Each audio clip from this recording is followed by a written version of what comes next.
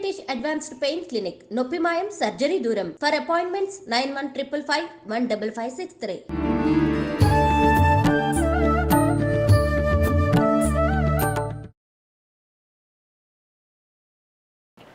నమస్కారం, welcome to iDream. ధర్మ మార్గం విత్ విజిత కార్యక్రమానికి స్వాగతం. ప్రస్తుతం మనతో పాటు ఉన్నారు ఆధ్యాత్మిక గురువులు, ప్రణవ పీఠాధిపతులు, త్రిభాషా మహాసహస్ర అవధాని డాక్టర్ శ్రీ వద్దిపర్తి పద్మాకర్ గారు. ఇప్పుడు గురుగారితో మాట్లాడి మరిన్ని విషయాలు తెలుసుకుందాం. మన సనాతన ధర్మం గురించి ఇప్పుడు మనం ఏదైతే రకరకాలుగా వింటున్నామో, అసలు ఏంటి సనాతన ధర్మం, గురుగారి మాటల్లో క్లుప్తంగా అడిగి తెలుసుకుందాం. మన నిత్య జీవితంలో మనం రోజువారీ చేసే కార్యక్రమాలు ఏ రకంగా ఉండాలి, మనం మోక్షాన్ని పొందాలన్నా, మంచి మార్గంలో వెళ్ళాలన్నా ఎలాంటి విధి విధానాలు ఆచరించాలో ఇప్పుడు వారితో మాట్లాడి తెలుసుకునే ప్రయత్నం చేద్దాం. నమస్కారం గురుగారు.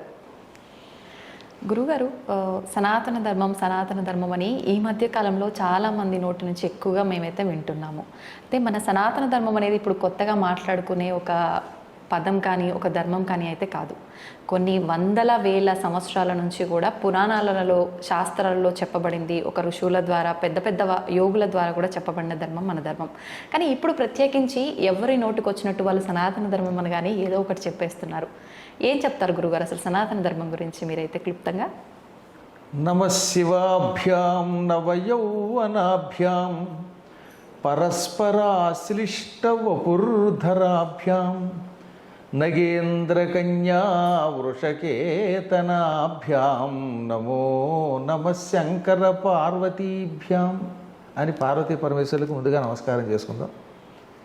ఎందుకంటే సనాతన దంపతులు అనే పేరు ముందు వాళ్ళకే ఉన్నది. పురాణములలో ముఖ్యంగా పోతన గారు లాంటి వాళ్ళు ఆది దంపతులు, పురాణ దంపతులు, సనాతన దంపతులు అని వాళ్ళని వర్ణించారు. వ్యాసుడైతే ఇంచుమించుగా అన్నిట్లో కూడా సనాతన దంపతులు అని వాళ్ళనే అన్నాడు. ఎందుకంటే సనాతనం అంటున్న దానికి అర్థం చాలా విశేషమైనదైనా క్లుప్తంగా చెప్పుకుందాం. అలాగే గురుగారు. సృష్టి ప్రారంభమైనప్పుడు మొట్టమొదటిగా వచ్చిన ధర్మాన్ని సనాతన ధర్మం అంటారు. అంటే ఎప్పటిదో ప్రాచీనం, కానీ ఎప్పటికీ అందరికీ పనికి వస్తుంది. అవును. ఇప్పుడు మీ ఇంగ్లీష్లో చెప్పాలంటే ది ఓల్డెస్ట్, కానీ ఎప్పుడు అది అందరికీ పనికి వస్తుంది కనుక దాన్ని సనాతనం అన్నారు. ఎవర్ గ్రీన్ అదనమాట. ఇప్పుడు ఉదాహరణకి నాయన ప్రతిరోజు హాయిగా రాత్రి 10 గంటలకల్లా పడుకుని, తొందరగా పడుకుని, తెల్లవారుజామున లే, దీనివల్ల నీ ఆరోగ్యం బాగుంటుందన్నారు.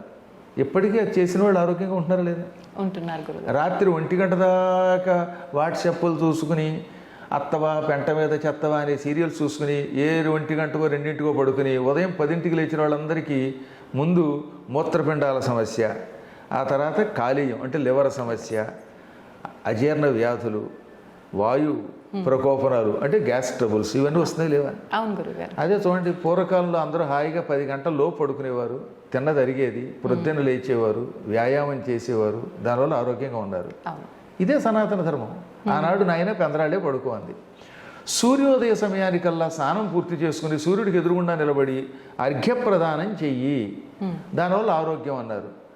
ఇప్పటికి కూడా మెడికల్ సైన్సెస్, అమెరికాలో ఉన్నటువంటి వాళ్ళు, ఆస్ట్రేలియా ఉన్నటువంటి వాళ్ళు ఏమని పరిశోధన చేశారు తెలిసిన? స్నానం చేసి తడి శరీరంతో సూర్యుడికి ఎదురుగుండా నిలబడితే డి విటమిన్ లోపలికి వెడుతుంది.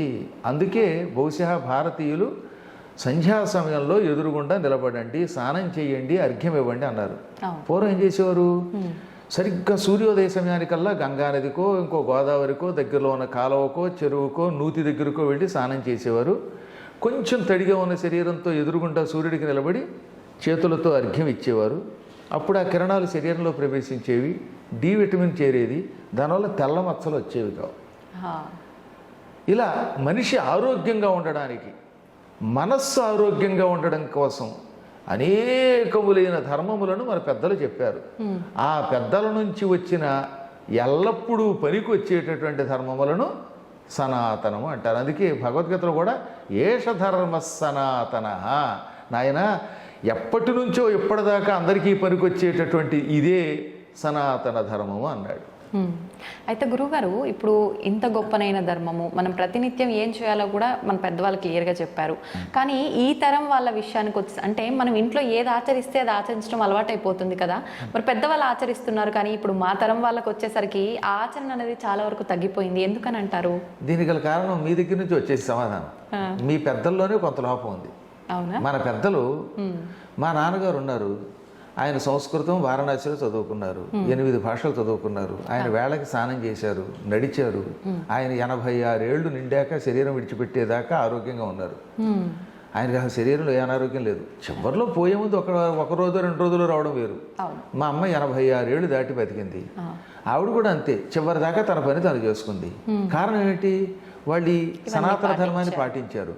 వాళ్ళు పాటించటం వల్ల మేము పిల్లలందరం నేర్చుకున్నాం. అది ఇప్పుడు చాలామంది ఏం చేస్తున్నారు, వాళ్ళేమో పాటించట్లేదు. కాలక్షేపం కోసం ఎంతసేపు పనికిమాలిన సీరియల్స్, ఏవో పనికిమాలిన కవర్లు, లేకపోతే 24 గంటల న్యూస్లు ఉంటాయి కదా, అందులో అందరినీ బండబూతులు తిట్టడమే. పాపం ఎవడో ఎక్కడో చచ్చిపోయాడు అనుకోండి, కర్మగా ఏ సినిమాకి వెళ్ళో, ఇక అది పొద్దునది సాయంకాలం దాకా చూపించేది ఏదో పెద్ద ఇంటర్నేషనల్ న్యూస్లే చూపించేస్తారు. అవునా? తెలియని వాళ్ళకి కూడా తెలుసు. అందువల్ల ఏమైపోతుంది, ఇదే చూస్తారు పెద్దలు, తెలియకుండానే పిల్లలకి చూస్తున్నారు. ఇప్పుడు నా అదృష్టం ఏమిటంటే, మా దగ్గర మంత్రోపదేశం పొందిన వాళ్ళు నేను ఎరిగి 5 లక్షల కంటే ఎక్కువ మంది శిష్యులు ఉన్నారు మొత్తం ప్రపంచవ్యాప్తంగా. అందులో నాగోల్లో ఇప్పుడు నేను పురాణం చెబుతున్నాను ప్రస్తుతం. సాయంత్రం మీరు ఎప్పుడైనా 6 గంటలకు వస్తే తెలుస్తుంది. పురాణానికి వచ్చే వాళ్ళలో సగం మంది కుర్రవాళ్ళే, ఆడవాళ్ళైనా మగవాళ్ళైనా, 30 ఏళ్ళ లోపు వాళ్ళు. ఇంతంత పిల్లలు కూడా కావాలంటే ఒకసారి యూట్యూబ్లో మా దాంట్లో పనిచేస్తే సాయంత్రం అయ్యాక చివరిలో చూడండి, జై శ్రీరామ్ అంటున్నారు పిల్లలు. వాళ్ళు బొట్టు పెట్టుకుంటున్నారు, అనేక రకాలుగా మళ్ళీ ఈ ధర్మాన్ని ఆచరిస్తున్నారు. కారణం ఏమిటి?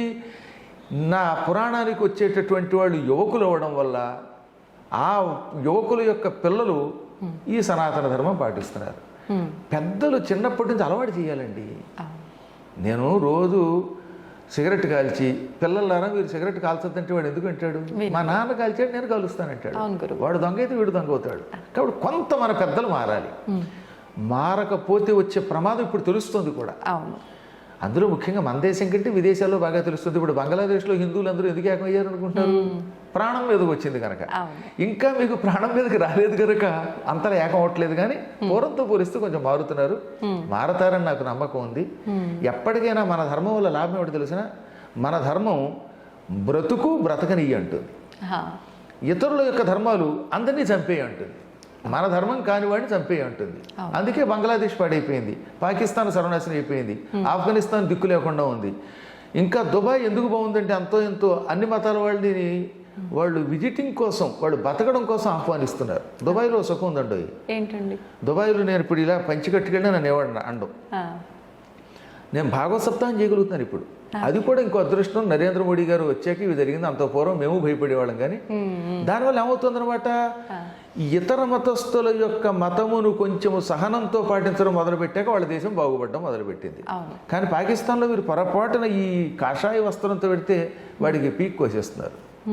ఈ అసహనం మన దేశంలో కూడా వస్తుంది. దానికి గల కారణం ఒక రాహుగ్రహం అనుకోండి. ఈ రాహుగ్రహం చాలా కాలం నుంచి ప్రధానమంత్రి అవ్వాలని కళ్ళగంటున్నా ఆ రాహుగ్రహం యొక్క అనుగ్రహం లేక ఎలాగో అవ్వలేడు. అందువల్ల ఎందుకు చెప్తానంటే, సనాతన ధర్మాన్ని నిలబెట్టాలంటే, అంటే కాస్త మనుషులు బాగుండేలా చేయాలంటే కొద్దిగా పెద్దల్లో మార్పు రావాలి. గురుగారు, పెద్దల్లో మార్పు వచ్చి పెంపకం విషయంలో మార్పు వస్తే సరిపోతుందంటారా? అంటే మనకున్న ఇప్పటి విద్యాభ్యాసం మారాల్సిన అవసరం కూడా ఉందంటారా? మంచి మాట అడిగారు. ఎందుకంటే కేవలం నేను ఒక్కడిని చేస్తే మా పిల్లలంతా చేయాలని లేదు. బయట వాతావరణం కూడా ఉంటుంది కదా.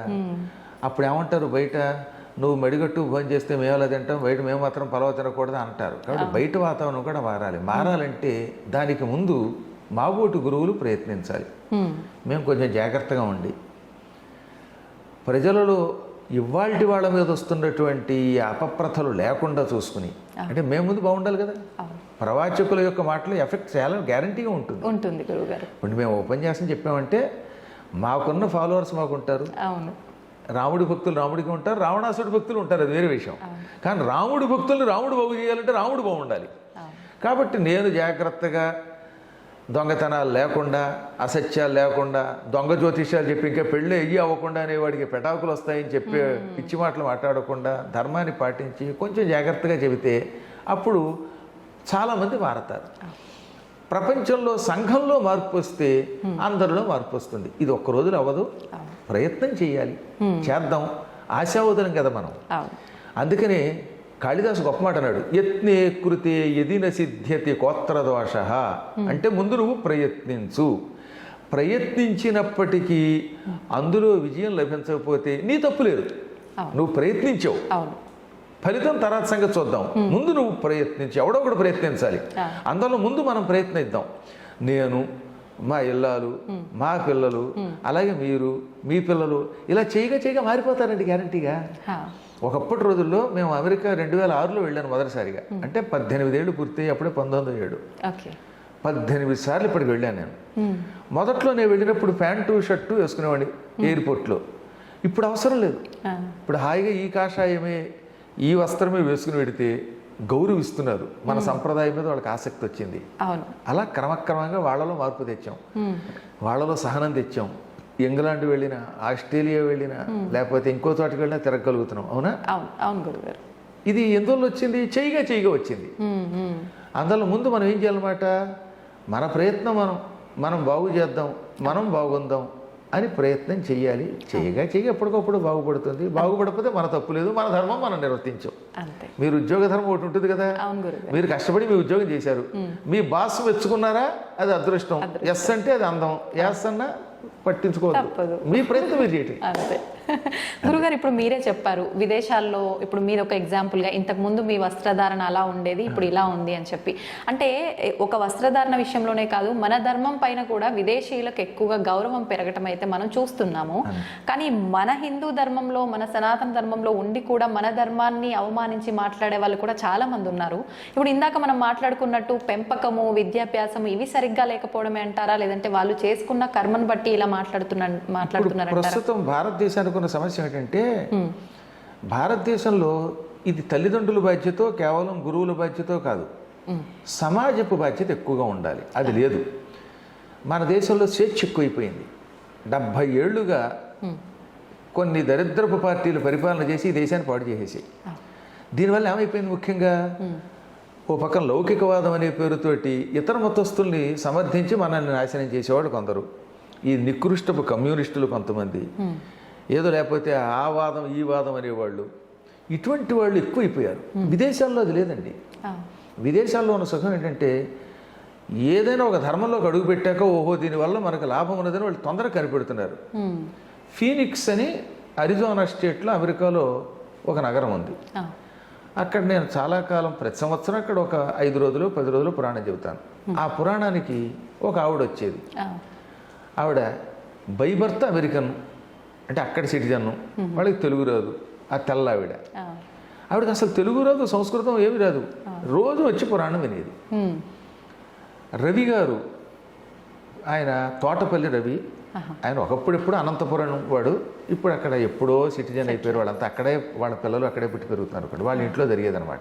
ఆవిడ ఏముందో తెలుసా, I don't know your language but your expressions are very good, that impact is on me అంది ఆవిడ. అంటే కేవలం నన్ను చూస్తూ నా ముఖ కవళికలతో ఆవిడ మారుతోంది. ఆ తర్వాత ఇవాళ కొన్ని కొత్త సాధనాలు వచ్చి మనం మాట్లాడుతూ ఉంటే ఆన్ ది స్పాట్ ట్రాన్స్లేట్ చేసి వినగలుగుతున్నారు వాళ్ళు చెవులో పెట్టుకుని. అప్పుడు ఆవిడకి అర్థమయ్యింది. ఇప్పుడు ఆవిడ చూపిస్తే మీకు ఆ ఫోటో ఆశ్చర్యపోతారు. ఆవిడ ఎంత విభూతి పెట్టుకుని, ఎంత బొట్టు పెట్టుకుని ఉంటే, ఆహా, అసలే సహజంగా వాడు తెల్లగా ఉంటారు, ఆ చీర అవి కట్టుకుని ఎంత ముచ్చటగా ఉంటున్నారు. అలాగే సిన్సినాటి అంటే కొలంబస్ అనే పేరున్నారుగా, ఆ కొలంబస్కు దగ్గరలో ఉంటుంది. ఆ స్టేట్ని ఒహాయో అంటారు. అక్కడ ఒక ఆయన ఉన్నాడు. అసలు అలాంటి వాళ్ళందరినీ మీకు చూపించాలన్నమాట. వాళ్ళందరూ మన ధర్మంలోకి వచ్చారు. వాళ్ళు ఏమంటున్నారో తెలిసిన, ఏళ్ల తరబడి మేము అనేక మతాల్లో తిరిగాం, కానీ మన హైందవ ధర్మం వల్ల వచ్చిన ప్రశాంతి, ఇందులో ఉన్నంత సహనం, ఇందులో ఉన్నంత ఆనందం, ఈ నియమాల వల్ల వచ్చే ఆరోగ్యం ఎక్కడ లేదంటున్నారు. అక్కడ ఈ లౌకికవాదాలు, ఈ పిచ్చివాదాలు తక్కువ. వాళ్ళు నిజం ఉంటే ఒప్పుకుంటారు, నిజాయితీ. కాబట్టి అక్కడ బాగా వ్యాప్తి చెందుతోంది. అక్కడ ఇష్కాన్ అద్భుతంగా ఉంది, శివాలయాలు బాగున్నాయి. నాకు చాలా ఇష్టం, మా తండ్రి తల్లి గురువు దైవంగానే భావించేది గణపతి సచ్చిదానంద స్వామి వారిని. మా స్వామీజీ యొక్క ఆశ్రమాలు ఎన్నున్నాయో అక్కడ. టెక్సాస్లో డాలస్లో స్వామీజీ కార్యసిద్ధి హనుమంతుడి గుడి కట్టించారు. ఒక 25 ఎకరాల స్థలంలో ఉంటుంది. ఇప్పుడేమో హ్యూస్టన్లో కడుతున్నారు. ఆ చికాగోలో ఉంది. మేరీల్యాండ్ అంటే వాషింగ్టన్ DC దగ్గర ఉంటుంది. ఇది అమెరికా రాజధాని వాషింగ్టన్ కదా, దానికి పక్కన. ఈ ప్రాంతాల్లో వారి గుడులలో ఎంతమంది తెల్లవాళ్ళు ఉన్నారో తెలిసిన. ఆ విధంగా ఏమవుతుందనమాట, ఈ పిచ్చి లౌకికవాదం అనే పేరుతో మన ధర్మాన్ని నడిచేవాళ్ళు లేరు. వాళ్ళు బాగా పెంచుతున్నారు. కొంతకాలానికమ్మా నేను నిజం చెబుతున్నాను, ఇంకో 25 ఏళ్ళు ఇలా జరిగితే అమెరికా పూర్తిగా ఒకానొకప్పుడు భారతదేశం అయిపోతుంది. ఎక్కడ చూసినా ఆలయాలే, ఎక్కడ చూసినా సనాతన ధర్మమే. ఏ వైపు చూసినా మనకంటే ఎక్కువగా కార్తీక మాస వ్రతాలు ఆచరిస్తున్నారు, దానాలు చేస్తున్నారు, ధర్మాలు చేస్తున్నారు, దీపాలు వెలిగిస్తున్నారు, ఇళ్లలో గుడి కింద మార్చేస్తున్నారు. కృష్ణ పద్మ గారిని ఒక ఆవిడ అన్నారు డాలస్లో, నాకు పరమ శిష్యురాలు. ఆవిడ ఇల్లు పూజా మందిరం చూస్తే మన అదే చిక్కడపల్లి దగ్గర ఉన్నటువంటి గుడి అంత ఉంటుంది. అక్కడ ఆ ఇంటికి నా పేరే పెట్టేశాడు. మా గోత్రం పేరు శ్రీవత్సనిలయమని పేరు పెట్టారు. ఆవిడ ఎంతంత బాగా తయారవుతున్నారో చూడండి. అలాగే ఇంగ్లాండ్లో అవధానం శ్రీనివాస్ గారు ఉన్నారు, డాక్టర్ గారు. వాళ్ళేం సామాన్యులు కదండి, ఇప్పుడు నేను చెప్పిన వాళ్ళంతా హై లెవెల్ డాక్టర్స్. శ్రీనివాస్ గారు వాళ్ళ ఆవిడ ఇంగ్లాండ్లో పేరు పోసిన ప్రఖ్యాతి చెందినటువంటి డాక్టర్లు. ఇప్పుడు ఆ ఇళ్లలో పూజా మందిరంలో ఉన్నాయి. డాక్టర్ విజయ నిర్మల గారని ర్యాలీలో ఉన్నారు నార్త్ కెరోలినాలో. ఆవిడ పట్టుకుంటే $25,000 ఫీజు ఇవ్వగలిగేంత లెవెల్లో ఉన్నావిడ. ఆవిడ అంటే అంత బాగా వైద్యం చేస్తారు. ఆవిడ క్యాన్సర్ స్పెషలిస్ట్ కూడా పైగా. అసలు వాళ్ళ ఇల్లు ఒక ప్యాలెస్లో ఉంటుంది. ఆ డాక్టర్ గారు ఇల్లు చూడండి, ఆయన భార్య రోజు ఇంట్లో పూజా మందిరం పెట్టుకుంటే ఆ పూజా మందిరం మరొక గుళ్ళే కనపడుతుంది. ఇలా ఒకళ్ళు కదా చెప్పేది. ఇప్పుడు నా శిష్యులుగానే చెబుతున్న వాళ్ళల్లో 90% అయితే టాప్ స్థాయిలో ఉన్న డాక్టర్లు లేదా సాఫ్ట్వేర్ వాళ్ళు. ఎందుకు వీళ్ళు ఈ దారిలోకి వస్తున్నారు అంటే వాళ్ళకి అందులో ధర్మం తెలుస్తుంది. అలా వాళ్ళంతా చదువుకున్న వాళ్ళు, మంచి మంచి శాస్త్రవేత్తలు ఈ రంగంలోకి వస్తున్నారు. చదువు లేనటువంటి వాళ్ళు, ఏళ్ల తరబడి అనవసరంగా వాటి మీద వీటి మీద గందరగోళం చేసేటటువంటి వాళ్ళు, పిచ్చి పిచ్చి పరిశోధనలు చేసి ప్రొఫెసర్లను పెట్టుకునే వాళ్ళు ఇక్కడ తయారయ్యారు. వీళ్ళు నాస్తికవాదాన్ని ప్రబలింపజేస్తున్నారు. ఆ రకమైన వాళ్ళు భారతదేశానికి ముప్పు. వీళ్ళ నుంచి మనం ముప్పు ఎదుర్కొని వీళ్ళని బాగు చేయాలి. చెయ్యాలంటే సందేహం లేకుండా మరి కొంతకాలం పాటు మహానుభావుడు ఒక ఆయన ఉన్నాడు, మన దేశాన్ని ఆయనే పరిపాలించాలి. ఆయన నా దృష్టిలో విష్ణువే ఆ రూపంలో వచ్చాడు, శివుడు ఆ రూపంలో వచ్చాడు. అందువల్ల నాకు నరేంద్రుడు అంటే అంత ఇష్టం. మళ్ళీ యోగీంద్రుడు, ఆదిత్యనాథ్ గారు లాంటి వాళ్ళు ముఖ్యమంత్రులు అయితే కుటుంబాలు ఉండవు గనక, స్వార్థం ఉండదు గనక సమాజాన్ని మారుస్తారు. నేను కేవలం మతం మీద పిచ్చితో చెప్పనమ్మా, మన ధర్మం బతకనిస్తుంది. మిగతా వాళ్ళు చంపుతారు, అభివృద్ధిని పాడు చేస్తారు. కానీ మనది అలా కాదే. మనం ఎంతసేపు అభివృద్ధి ఎలా పొందుతాం, ఇతరులను ఎలా బతనిస్తాం. నాకు ఈ ప్రపంచం కుటుంబం కింద కనిపిస్తుంది. అందుకే మన పెద్దలు, మన కవులు ఉదార చరితానాంతు వసుధైక కుటుంబకం. ఉదార చరిత్ర కలిగినటువంటి, మంచి చరిత్ర కలిగినటువంటి వాళ్ళకి, ఔదార్యం కలిగిన వాళ్ళకి ఈ ప్రపంచమే కుటుంబం అవుతుంది. అవునా? అది రావాలంటే ఈ ధర్మం రావాలి. కాబట్టి ఇక్కడ మనం కొంతకాలం పాటు ఈ ప్రజాస్వామ్యంలో ఈ కమ్యూనిస్ట్ పార్టీ లాంటి వాడిని, ఈ అనవసరమైనటువంటి జన అజ్ఞాన సమితుల్ని, వీటన్నిటిని బ్యాన్ చేస్తే కానీ ఈ దేశం బాగుపడదు. అవుతాయి, మెల్లిమెల్లిగా చేద్దాం. ఓపిక పట్టవలసింది. గురుగారు, ఇప్పుడు అందరూ ఒకటే అంటాము, హిందువులంతా సమానమే అంటాం, కానీ కులాల పేరుతో కొట్టుకొని చేస్తూ ఉంటారు. ఎందుకని అంటారు ఇలా? మంచి మాట అడిగారండి. ఇది కూడాను పైగా ఇది ఏమో పురాణాల కంట కట్టడం. ఎక్కడన్నా పురాణాలు ఒక కులం పేరు ఎత్తాడా? ఎత్తలేదు. చాతుర్వర్ణం మయా సృష్టం గుణ కర్మ విభాగశ అని కృష్ణుడు భగవద్గీతలో చెప్పాడు. 4 వర్ణములున్నాయి.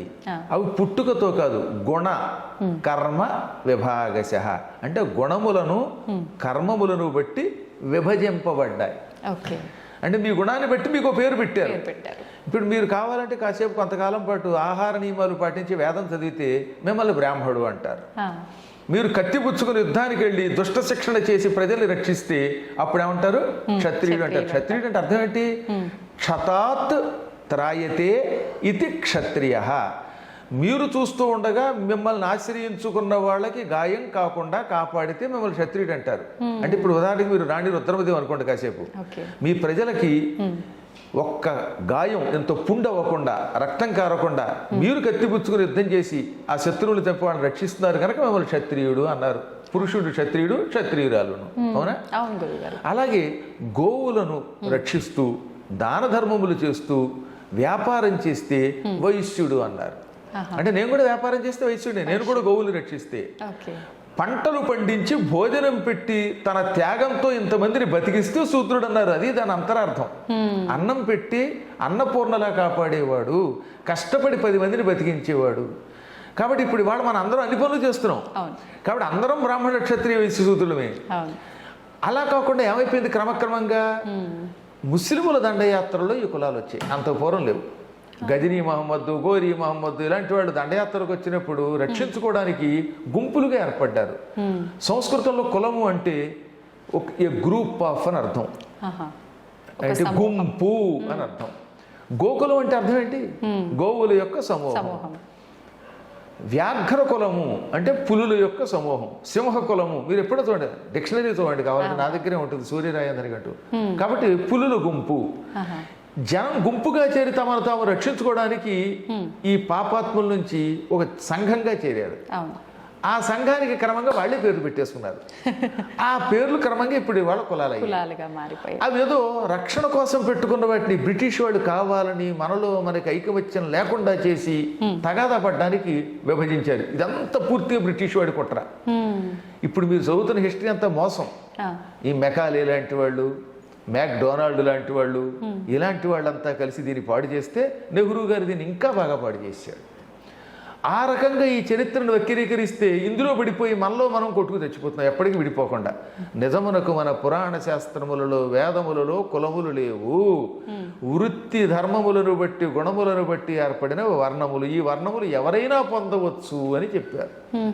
అందుకే విశ్వామిత్రుడు క్షత్రియుడు ఏమయ్యాడు, బ్రహ్మర్షి అయ్యాడు. అరుంధతి ఏమైంది, ఎక్కడో చర్మకారుల యొక్క ఇంట్లో పుట్టినవాడు వశిష్ఠుడికి భార్య మనకి కులగురువు అయిపోయింది. ఇవాళ పెళ్ళయ్యాక మొట్టమొదటి చూసేది ఎవరిని, అరుంధతిని. లోపాముద్ర ఎవరు, అగస్త్యుడి భార్య, రాజుగారి కూతురు. ఇలా ఎవరిని చూడండి మీరు. శబరెవరు, గుహుడెవరు, అడవుల్లో ఉండేటటువంటి ఒక బోయేవాడు, కానీ రాముడికి పక్కన సింహాసనంలో కూర్చున్నాడు. అవి చెప్పరండి, అవి చెబితే మళ్ళీ ప్రమాదం. అందుకని పబ్బం గడుపుకోవడానికి ఎంతసేపు కులాలు రెచ్చగొడుతున్నారు. విడిచిపెట్టండి అని చెప్పేవాళ్ళంతా కులాల పిచ్చపట్టుకుని కార్తీక మాసం వస్తే ఆ కులం యొక్క వనభోజనం, ఈ కులం యొక్క వనభోజనం ఉంటున్నారు. ఇందులో బయట పడితే దేశం బాగుపడుతుంది. ఏదో కులం అనేది ఆ రోజుల్లో పెళ్ళిళ్ళ కోసం, దానికోసం, రక్షణ కోసం ఏర్పడింది తప్ప ఏది 500-600 ఏళ్ళుగా కొట్టుకోవడానికి కాదు. మళ్ళీ వీళ్ళంతా మారతారని మనం ఆశిద్దాం. గురుగారు, అసలు కులాల ప్రస్తావనే మన ధర్మంలో, పురాణాల్లో ఎక్కడ లేదు. కానీ ఇప్పుడు ఆలయాల విషయానికి వస్తే అన్నీ తెలిసిన మంచి మంచి పెద్ద పెద్ద గురువులే దాన్ని నడిపిస్తూ ఉంటారు కదా. ఆలయాల దగ్గరికి వెళ్ళేసరికి కూడా ప్రత్యేకించి ఈ కులం వారికి ఇది, ఈ కులం వారికి ఇది అని చెప్పి కూడా జరుగుతుంటాయి కదా, అంటే సత్రాలు అని చెప్పి. ఇలాంటివి జరుగుతున్నప్పుడు కూడా అంటే అక్కడ ఉన్న పెద్దవాళ్ళు దీన్ని ఆపలేకపోతున్నారు ఎందుకని అంటారు? నిజానికి ఆలయాలకి వ్యవస్థ లేదు. ఆలయంలో ఆ రోజుల్లో మరి ఉదాహరణకి కాకతి రుద్రమ్మదేవికి పెంచుకున్న కొడుకు వీరభద్రుడు తెలుసు కదా. కాకతి వీరభద్రుడు, ఆయన దగ్గర సేనాధిపతి గన్నమ సేనాధిపతి. ఆయన ఎవరు ఆ రోజుల్లో, ఆయన కమ్మ కులానికి చెందినట్టుగా మన జగత్తు చెబుతుంది. ఆయన గుడిలో మరి ఆయనే మొదటి పూజ చేసింది, అవునా? రుద్రమదేవి వాళ్ళంతా పూజలు చేయలే. కాబట్టి పూర్వకాలంలో ఇదేం లేదు. రెడ్డి రాజుల కాలంలో రెడ్డి రాజులు ఎంత గొప్ప గుళ్ళు కట్టారండి. శ్రీశైలం అంతా అసలు రెడ్డి రాజులు ఎంతో మంది అభివృద్ధి చేశారు, అవునా? వాళ్ళంతా రెడ్డి రాజులు, మహానుభావులు వాళ్ళంతా. ఇప్పుడు శ్రీనాథుడిని పోషించింది రెడ్డి రాజులు లేరా, ఇంకో వెలవరాజులు లేరా, అవునా? వీళ్ళంతా ఆలయాలు కట్టించి వాళ్లే ప్రతిష్ఠ చేశారు. ఒక్క అర్చన మాత్రం చేసేటప్పుడు ఏమవుతుంది, మాంసాహారం తినకుండా కఠోర నియమాలతో ఉండాలి కనుక దానికోసం విప్రులు పెట్టారు. ఎవరైనా కావాలంటే వాళ్ళు చేశారు. అందుకే వీరశైవ మతం అని ఒకటి ఉన్నది. ఆ వీరశైవ మతాన్ని స్థాపించిన బసవేశ్వరుడు అన్ని కులాల వాళ్ళని వాళ్ళు వీళ్ళని తేడా లేకుండా నియమం పెట్టుకోండి మీరు అర్చకులు అవ్వచ్చు అని పెట్టాడు ఆయన. అందుకే వీరశైవం అని పుట్టింది ఆ రోజుల్లో, అద్భుతంగా వ్యాప్తి చెందింది. మహానుభావుడు భగవద్ రామానుజాచార్యులు వారు పైన శ్రీరంగం దగ్గర నిలబడి మొత్తం అందరికీ అష్టాక్షరీ మంత్రాన్ని ఉపదేశించి అందరికీ ఇచ్చేయలేదా, చక్రాంకితాలు చేయలేదా? ఆయన సామాన్యుడా, ఆయన సాక్షాత్తు లక్ష్మణ స్వరూపుడు ఆయన. అలా ఎంతో మంది మహానుభావులు ఆ రోజుల్లో చేశారు. చెప్పాను కదా, మనల్ని కొట్టించడానికి ఈ రకమైనటువంటి మనల్ని విడగొట్టడానికి చేసినది. ఇంకెటొచ్చి ఆలయముల దగ్గర ఇది ఎప్పుడూ లేదు, కానీ సత్రములు ఇలా ఏర్పాటు చేసుకున్నారు వీళ్ళు కులాల పేరు మీదుగా. అదే మనం చేస్తున్న పొరపాటు. తప్పు ఎవరు చేసినా తప్పే. నియమం కోసం నువ్వు ఒక సత్రం పెట్టుకున్నా అందరికీ భోజనం పెట్టాలి. ఎప్పుడు కూడా శ్రీశైలంలో అలాంటి జాగ్రత్తగా పాటిస్తారు. కులాల సత్రాలు ఉన్నా పాప అందరికీ భోజనం పెడతారు. ఇప్పుడు కరివెన సత్రం ఉంది, అందులో అందరికీ భోజనం పెడుతున్నారు. వేణుగోపాల్ గారు కర్నూలులో ఉంటారు, డాక్టర్ వేణుగోపాల్ గారు కరివెన సత్రం సెక్రటరీ. ఆయన చెప్పారు ఎవరికి అన్నం మాత్రం పెట్టండి, ఎవరు వచ్చినా సరే అని పెట్టారు, అలా పెడుతున్నారు. అలాగే చాలా చోట్ల నేను సత్రాలు చూశాను. అక్కడ వైశ్య సత్రం ఉంది, వారు అలాగే పాపం. కాకపోతే ఏంటంటే వాళ్ళు స్థాపించుకున్నది కనుక వాళ్ళకి పెట్టాక మిగతా వాళ్ళు కొంచెం ప్రాధాన్యం ఇవ్వడం తప్పేం లేదు. ఇప్పుడు మీరు మీ ఇంట్లో మీ కుటుంబానికి పెట్టకుండా బయట వాడికి పెట్టరు కదా, ఎలాగో ఏదో ధర్మం పాటిస్తున్నారు కానీ అందరికీ భోజనం పెడుతున్నారు. ఎక్కడైనా వాళ్ళల్లో వాళ్ళు కనుక నిజంగా భేదములు పాటించి ఇంకా కొట్టుకుంటే మాత్రం దీన్ని మనందరం ఖండించి అందరూ కలిసి కట్టుగా ఉండవలసిన విషయాన్ని చెప్పాలి. గురుగారు, ఎలాగో భోజనం టాపిక్ వచ్చింది కాబట్టి పెద్దవాళ్ళు చెప్తూ ఉండేవారు అన్నం పరబ్రహ్మ స్వరూపము అని చెప్పి. అన్నం తినేటప్పుడు కూడా ఒకప్పటి కాలంలో చూసుకుంటే ఉమ్మడి కుటుంబాలు, చాలా అన్యోన్యత, ఎంత చక్కగా కింద కూర్చొని తినటము, ఎంత మంచి నియమాలు, మాట్లాడకూడదు అని చెప్పి రకరకాలుగా చెప్తూ ఉండేవారు. ఇప్పుడు అవన్నీ కనుమరుగైపోయాయనే చెప్పాలి. కలిసి కూర్చొని తినడం కూడా చాలా వేల మీద లెక్క పెట్టొచ్చు. నిజంగా ఆ పద్ధతి పాటించడం వల్ల కలిగే ఉపయోగం ఏంటి? ఇది ఇప్పుడు ఉండే పద్ధతి పాటించడం వల్ల కలిగే నష్టం ఏంటి గురుగారు? ఇప్పుడు ముందు ప్రస్తుతం ఏమైపోయిందంటే, పూర్వం మీ గుండెకాయలు లబ్ డబ్ అని కొట్టుకునేవి, లబ్ డబ్ ఆ లబ్బు పోయి డబ్బు డబ్బు డబ్బు అని కొట్టుకుంటుంది. అందుకని పుట్టినప్పటి నుంచి వీడికి డబ్బు కోసమే చదువు చెప్పిస్తున్నాం. అందరూ అయితే సాఫ్ట్వేర్ అంతే, లేదా మెడిసిన్. ఆ తర్వాత కూడా వీలుంటే అమెరికా వెళ్ళిపోవాలి. ఇంక ఏది మన తెలుగువాడు అక్కర్లేదు, హిందీ వాడు అక్కర్లేదు. ఈ డబ్బు పెచ్చ ఎప్పుడైతే పుడుతుందో చిన్నప్పటి నుంచి పిల్లల్ని మనతో పాటు భోజనం చేయకుండా లేచి లేవగానే స్నానం చేసినా చెప్పినా నోట్లో నిలబడి ఉండగానే కూరేస్తున్నాం ఏదో. పాపాడు ఏం తింటున్నాడో వాడికి తెలియదు. స్కూల్కి వెళ్ళిపోతాడు, అక్కడ తిండి లేదు, కళ్ళు ఇలా లావు అయిపోయి కళ్ళజోళ్ళు పెట్టుకుని పిల్లలు బక్క చిక్కిపోయి లేకపోతే పొట్టలు వచ్చి శరీరాలు పాడైపోయి ఉంటున్నాయి. సాయంత్రం రాగానే ఆటలు లేవు, పాటలు లేవు, మళ్ళీ ట్యూషను, మళ్ళీ రాత్రికి పడుకోబెట్టేయటం. లేదా ఉన్న కాసేపు ఏమవుతుంది వాట్సాప్లు, ఫోన్లు. ఆ ఫోన్లో కూడా భయంకరమైన హింసకు సంబంధించిన చూడడం. వీటి వల్ల ఏమైపోతుంది, ఇంకా కూర్చుని అన్నం తినే అవకాశమే లేదు. పూర్వకాలంలో అన్నలు, తమ్ములు, ఈ భార్య, భర్త ఇలా అందరూ కూర్చుని తినడం వల్ల ప్రేమగా కబుర్లు చెప్పుకుంటూ ఒకడికొకడు నువ్వు బొబ్బడి తింటావా, నువ్వు పూరి తింటావా అని కబుర్లు చెప్పుకుంటూ తింటూ ఉంటే ఆత్మీయత పెరిగేది. అందుకే అన్నదమ్ముల మధ్యలో బంధాలు అలా ఉండేవి, అక్క చెల్లెళ్ళ బంధాలు ఉండేవి, ఎంతకాలమైన ఈ ప్రేమలు ఉండేవి.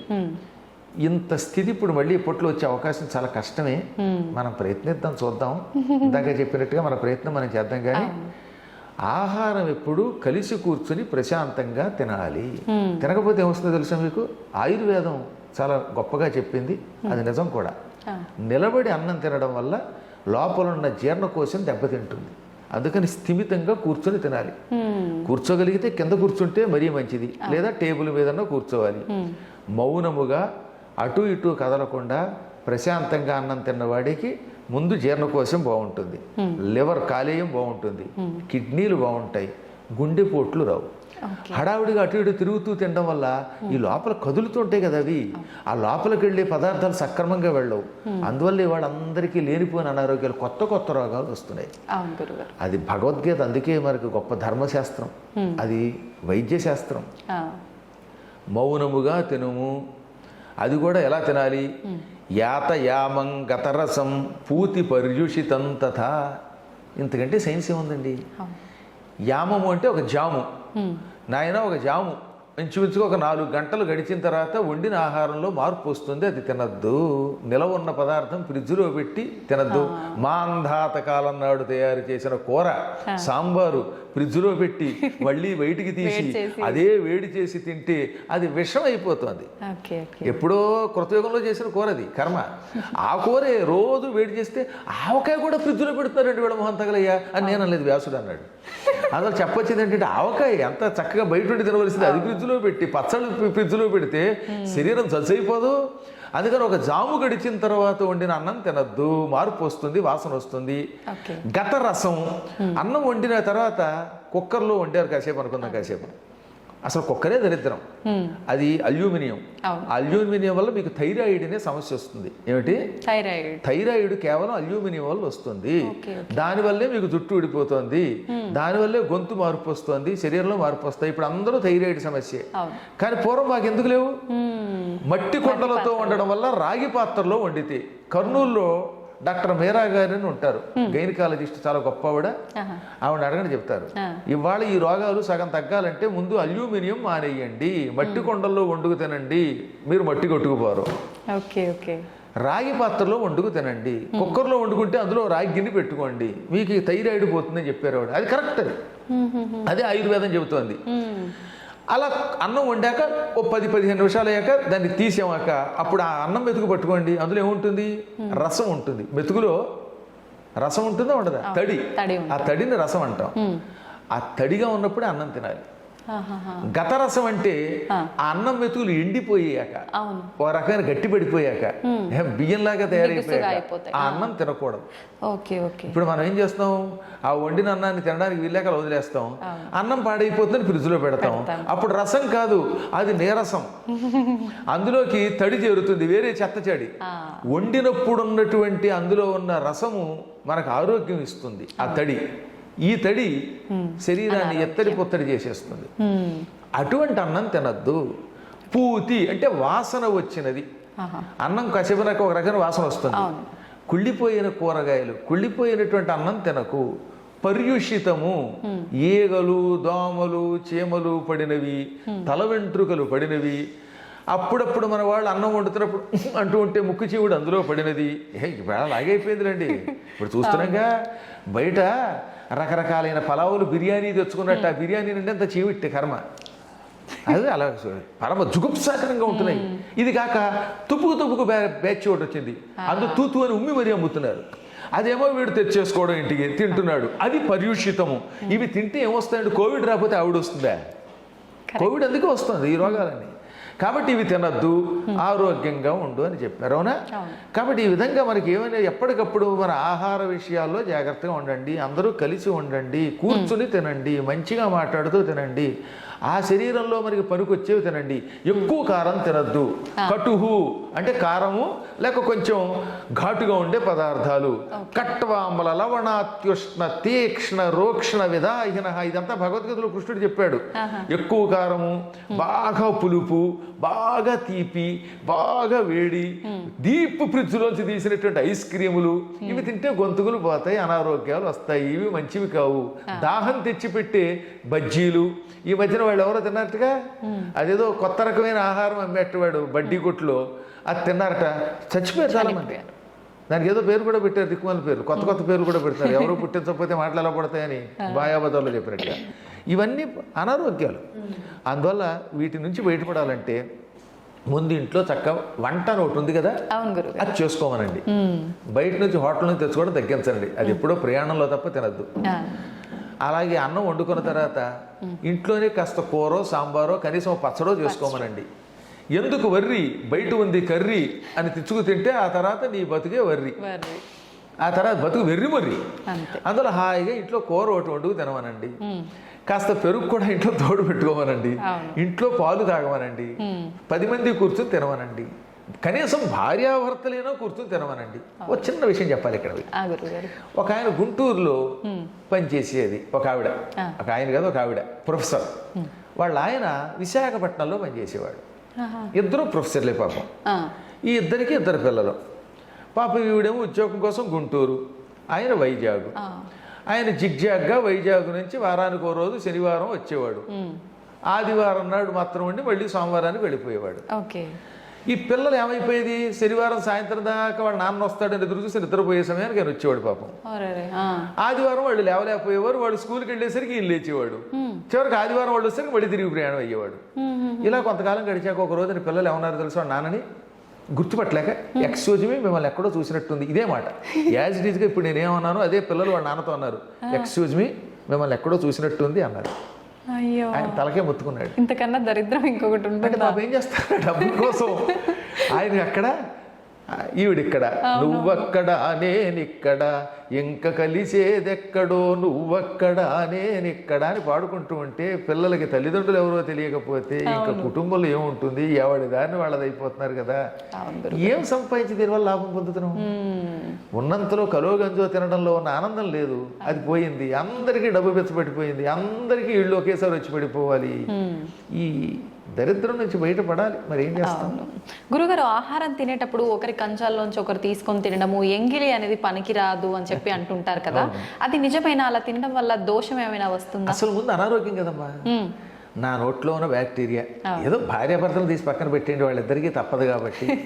ఇప్పుడు ఎవడు పడితే వాడు అక్కడ నిలబడిపోయి ఈ కంచంలోంచి అది తీసుకుని ఆ కంచంలోంచి ఇది తీసుకుంటూ ఉంటే, ఇంకా ఈ మధ్యకాలంలో కొన్ని ప్రాంతాల్లో చూస్తే మరీ దరిద్రం.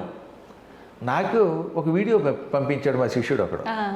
అందులో ఒక బ్యాచ్ ఉంది, వాళ్ళు కోడికూరో ఏవో వండుకున్నారు, ఎముకలు ఉన్నాయి, వీడు నాకడం అందులో వేయటం, ఇది మళ్ళీ ఆ పులుసులో వేస్తున్నాడు, మళ్ళీ వాడు అందులో వేస్తున్నాడు. ఇలా తింటూ ఉంటే ఈ భయంకరమైన బ్యాక్టీరియా అందులో చేరిపోతుంది కదా. అవి తింటే ముందు అనారోగ్యం కదా, రకరకాల రోగాలు వచ్చి పడిపోతాయి. అసలు ఈ ప్రపంచంలో నోట్లో ఉన్న క్రిములు ఇంకెక్కడ ఉండవు. అందుకే పొద్దున్న సాయంత్రం పళ్ళు తోముకోండి అని ఒక విషయం చెప్పారు. ముఖం అని ఒకటి ఉంటుంది, దాన్ని తోముకోండి ఆయన అని చెప్పారు. నిత్యం 2 పూటలు ఎందుకు స్నానం చేయాలంటే అది మడి ఆచారం కాదు, శరీర శుభ్రత. మన సనాతన ధర్మం ముఖం కడుక్కోండి, స్నానం చెయ్యండి అని ఎందుకు చెబుతుందంటే ఆరోగ్యం కోసం. శుభ్రంగా కుంకుడుకాయలు పెట్టుకుని రుద్దుకోండి అన్నారు. ఇప్పుడు కనీసం మంచి సబ్బు పెట్టి తోముకోండి, అప్పుడు ఈ చెమట నుంచి వచ్చే క్రిములు ఒకళ్ళొకళ్ళు చేరకుండా ఉంటాయి. 2 పూట్ల నోరు తోముకోండి, చెవులు శుభ్రం చేసుకోండి అన్నారు. అంతేగాని మాది స్నానం మాసానికి ఒకే మారు అన్నాడు వాడు వచ్చి మా దగ్గరికి. అందుకే అత్తరు రాసుకుంటాడు వాడు. స్నానం మాసానికి ఒకసారి చేస్తే అవుతుంది. ఇదే డైలాగ్ అమ్మా, నేను ఎప్పటికీ మర్చిపోలేను అనమాట. గురువు గారు మీరు స్నానం చెయ్యమంటే నేను చెయ్యను, మాది స్నానం మాసానికి ఒకే మారు అన్నాడు పైగా. కాస్త అంత మిమిక్రీ నేను చేయలేను కానీ ఇదే డైలాగ్. అప్పుడు వాడి శరీరం నుంచి ఆ చెమటల వల్ల పురుగులు వచ్చి కురుపులు వచ్చి నోట్లోంచి దుర్వాసన వస్తూ ఉంటే అది రాకుండా ఉండడానికి సెంటు కొట్టుకుంటూ ఉంటే ఆ కంపు ఈ కంపు కలిపి ఆ సెంటు కంపుకి మనం ఫెయింట్ అయిపోతాం. నాకు ఎన్నాళ్ళైనా అన్నం తినలేకపోయిన వాడు చూశాక నేను. అందువల్ల అనారోగ్యం అది. అందువల్ల ఏమది ఈ ఎంగిలి తినడం ఉందే అది కేవలం ఆచారమే కాదు, ఆరోగ్య సూత్రం. తర్వాత మన పురాణములు కూడా చెప్పే, గరుడ పురాణములో ఒకళ్ళు ఎంగిలి ఒకళ్ళు తింటే అటువంటి వాళ్ళకి చేతులు నరికేస్తాను, వచ్చే జన్మలో చేతులు లేకుండా చేస్తానన్నాడు ఆయన, కాళ్ళు చేతులు లేకుండా చేస్తాడు ఆయన. అందుకని ఈ బఫే అనే పేరుతో జైలు పక్షుల్లాగా పళ్ళాలు పుచ్చుకుని వెళ్ళి వడ్డించుకుని ఆ చేత్తోటే తింటాడు, ఆ చేత్తో వడ్డించుకుంటాడు. మధ్య మధ్యలో ఏ పులుసు ఉన్నప్పుడు ఆ పులుసు ఇలా కారుతూ ఉంటుంది ఈ మా చేతిలోంచి, ఈ పులుసు ఆ పక్కన సాంబార్లో పడిపోతూ ఉంటుంది మళ్ళీ అందులో, ఇది మళ్ళీ వాడు తినేయడం. అప్పుడు ఏమిటిది ఆ దరిద్రం చూస్తూ ఉంటే. అందుకనే మేమంటే నియమనిష్టలు కలిగిన వాళ్ళం కాబట్టి చాలా కాలం నుంచి నేను ఏ పెళ్లిలోనూ తిన్నాం. అమెరికా వెళ్ళినా నా కోసం వండి పెట్టేటటువంటి శిష్యులు ఉన్నారు, లేక నాకు ఒక్కరు నేనే వండుకుంటాను, కానీ ఈ ఆహారం చూడలేకపోతున్నాను. అందువల్ల సాధ్యమైనంత వరకు మన ధర్మాన్ని కాపాడండి. ఈ ఎంగిళ్ళు అవి తినకుండా ఉండండి. ముందు ఏహం తర్వాత పరం రెండు వస్తాయి, ముందు శరీరారోగ్యం బాగుంటుంది అనమాట. గురుగారు, ఆహారం అనేది ఆహార ప్రభావం ఒక ఆరోగ్యం పైనే ప్రభావం చూపుతుంది అనుకోవచ్చు, ఆలోచనల పైన కూడా ప్రభావం, ఆలోచన మీద కూడా చూపిస్తుంది. మనం తినే ఆహారాన్ని బట్టే మనకు మార్పులు వచ్చేస్తాయి. అంటే నమ్మినా నమ్మకపోయినా ఒక కథ చెబుతాను నేను. అది కథ కాదు, జరిగింది. మా తాతగారు, ఆయన పేరు భాస్కర్రావు గారు, ఆయనకి ఒక 10,000 ఎకరాల పొలం ఉండేది. ఆ రోజుల్లో వెళ్ళి జమీందారులు ముఖాసదారులు అంటారు. తూర్పుగోదావరి జిల్లా కాకినాడ దగ్గర రామేశ్వరం అని ఒక పల్లెటూరు. కాకినాడకి ఇంచుమించుగా 10 కిలోమీటర్లే ఉంటుంది అది. ఇప్పటికి కూడా మా ఇంటి పేరు వాళ్ళు అక్కడ చాలా మంది ఉన్నారు. ఇంకా మామూలు జమీందారు కదా ఆయన. ఆయన ఓసారి ఏం చేశారు, ఒక స్వామీజీని భోజనానికి పిలిచారు. మా నాన్నగారు చెప్పిన కథ ఇది అనమాట. ఆ స్వామీజీ ఎక్కడ తినరు, అందుకని ఒక వంట వండి పెట్టారు. ఆవిడ బాగా నియమంతో స్నానం చేసి మడిగట్టుకుని వండుతుంది. ఏమండి ఈవిడ మడిగట్టుకుని వండుతుంది, తింటారా అంటే తింటామండి. గృహస్థాశ్రమంలో అందరి దగ్గర తినగానే ఆవిడ మడిగట్టుకుంటుంది కాబట్టి తింటామని, కానీ ఆవిడ వంట వండి పిలిపించారు. ఆయన కోసం వంటకాలు చేయించారు. మా తాతగారు చాలా నిష్ఠాగరిష్ఠుడు అవడం వల్ల ఆయన పక్కనే కూర్చోబెట్టుకుని స్వామీజీ తిన్నారు. ఆ స్వామీజీ వినోబాభావే ఆశ్రమం నుంచి వచ్చినవాడు. పైగా వినోబావే అనే పేరు విన్నారుగా. ఆయన సేవాగ్రామం అనగా నాగపూర్ దగ్గర ఉంటుంది, అద్భుతమైనటువంటి వ్యక్తి, ఆయన శిష్యుడు పైగా. సరే ఆయన కోసం బంగారపు గిన్నెలో, మా ఇంట్లో అప్పుడు బంగారం వెండేట కంచాల్లో కూడా బంగారపు కంచం అనుకోండి, నేను మా దగ్గరకు వచ్చాక మా నాన్నగారు 1000 ఎకరాలు దానం చేశారు. అందువల్ల 1000 ఎకరాలు కళ్ళారా చూడలేదు. నాకేదో 3.5 ఎకరాల పొలం నేను కొనుక్కున్నదిలేండి నా చిన్నప్పుడు. కానీ కాబట్టి 1000 ఎకరాల పొలం ఎలా ఉంటుందో ఒకసారి నాకు చూడాలని మళ్ళీ. కానీ ఆ రోజుల్లో మా తాతగారి దగ్గర ఉండేది. ఆ బంగారపు గిన్నెలో పాయసం పెట్టారు. అది తిన్నాడండి ఆయన. ఆయన తినగానే ఈ బంగారపు గిన్నె తెలియకుండా కొట్టేసి, అంటే దొంగతనం చేసి జోలిలో పెట్టుకుందాం అనిపించింది ఆయనకి, ఈ స్వామీజీకి. కానీ జ్ఞాని కదా, చిచ్చి ఇదేమిటి, నేనేమిటి బంగారపు గిన్నె దొంగతనం చేయాలనుకోవటం ఏమిటి అనుకుని టక్కన ఆగిపోయి, ఏమండి వంట అవండి ఇలా పిలవండి అన్నారు. వంట ఆవిడ వచ్చింది. అమ్మ నేనేమి అన్నం ఆశీర్వదిస్తాను, ఈ పాయసం వండుతున్నప్పుడు ఏమనుకుంటూ వండావు అని అడిగాడు ఆయన. ఆవిడ వెంటనే, ఈ ఇంట్లోకి వచ్చిన దగ్గర నుంచి బంగారపు గిన్నెలు వెండి గిన్నెలు బాగా కనపడ్డాయండి, అందుకని బంగారపు గిన్నె రహస్యంగా పట్టుకుపోదాం, ఒక కంచం పట్టుకుపోదాం. ఇన్ని కంచాల మీద ఆయనకి లెక్క తెలియదు ఈ భాస్కర్రావు గారికి అనుకుంటూ పాయసం వండినంతసేపు ఇదే ఆలోచనతో వండిందిట. బంగారమును దొంగతనం చేద్దాం అనుకుంటూ ఆ పాయసం ఆయన కొట్టించింది. ఇప్పుడు స్వామీజీ ఏమన్నారో తెలుసా, చూసావా, నువ్వు ఆ పాయసం వండుతున్నంతసేపు బంగారం దొంగతనం చేద్దాం అని వండడం వల్ల ఆ ఆహారానికి ఆ దొంగ బుద్ధి వచ్చేసింది. అది తినగానే నా వంటి సన్యాసికి కూడా దొంగతనం చేయాలనిపించింది. అందువల్ల ఆహారం వండేటప్పుడు పవిత్రంగా వండాలి. ఆ ఎఫెక్ట్ ఉంటుందమ్మా, ఆలోచన తరంగాలు. ఇది కూడా ఒక సైన్సే, అది తెలియదు. కానీ ఈ నాస్తికులకి, ఈ మూర్ఖులు ఉంటారే, అజ్ఞాన సముద్రులకి, వాళ్ళకి తెలియదు. అది మేమంటే అనుభవించి చెబుతున్నాం. అందువల్ల నేనేమో ఓ పాట రాశాను అప్పట్లో. ఏమని, తింటూ రామయ్యను తినకున్న రామయ్యను తినిపిస్తూ రామయ్యను రామ్ రామ్ రామ్, వండుతూ రామయ్యను వండిస్తూ రామయ్యను వండకున్న రామయ్యను రామ్ రామ్ రామ్, రామ రామ రామ రామ రామ రామ రామ రామ రామ రామ్ రామ్ రామ్. ఇలా ఏ పని చేసినా, తింటున్నా తినిపిస్తున్నా, తినకున్నా, వండుతున్నా వండిస్తున్నా, వండకున్నా, నడుస్తున్నా నడిపించకున్నా, సర్వకాల సర్వావస్థల్లో రామ అనుకుంటే ఈ ఆహారం మీద ఎఫెక్ట్ ఉంటుంది. ఇప్పుడు ఎక్కడో పనికి వాళ్ళని చోట తిన్నాం, ఏ హోటల్లోనో, ఆ హోటల్లో వండుతున్నంతసేపు వాడు పక్క వాడిని పొడి చేద్దాం, లేకపోతే యజమాని గారి దగ్గర డబ్బు దొబ్బేద్దాం అనుకుంటూ వండితే ఈ తిన్నవాడిగా బుద్ధులు వస్తున్నాయి. అందుకే ఇంత మంచి యాంకర్ అయిన మీరు కూడా అక్కడ తినొచ్చి నన్ను ప్రశ్న అడిగితే కత్తితో పద్మాకర్ గారు మిమ్మల్ని పొడి చేస్తానడచ్చు. అదృష్టవశాత్తు మీరు అక్కడ తినకుండా వచ్చారు కాబట్టి మీరు నేను కూడా బతికాం.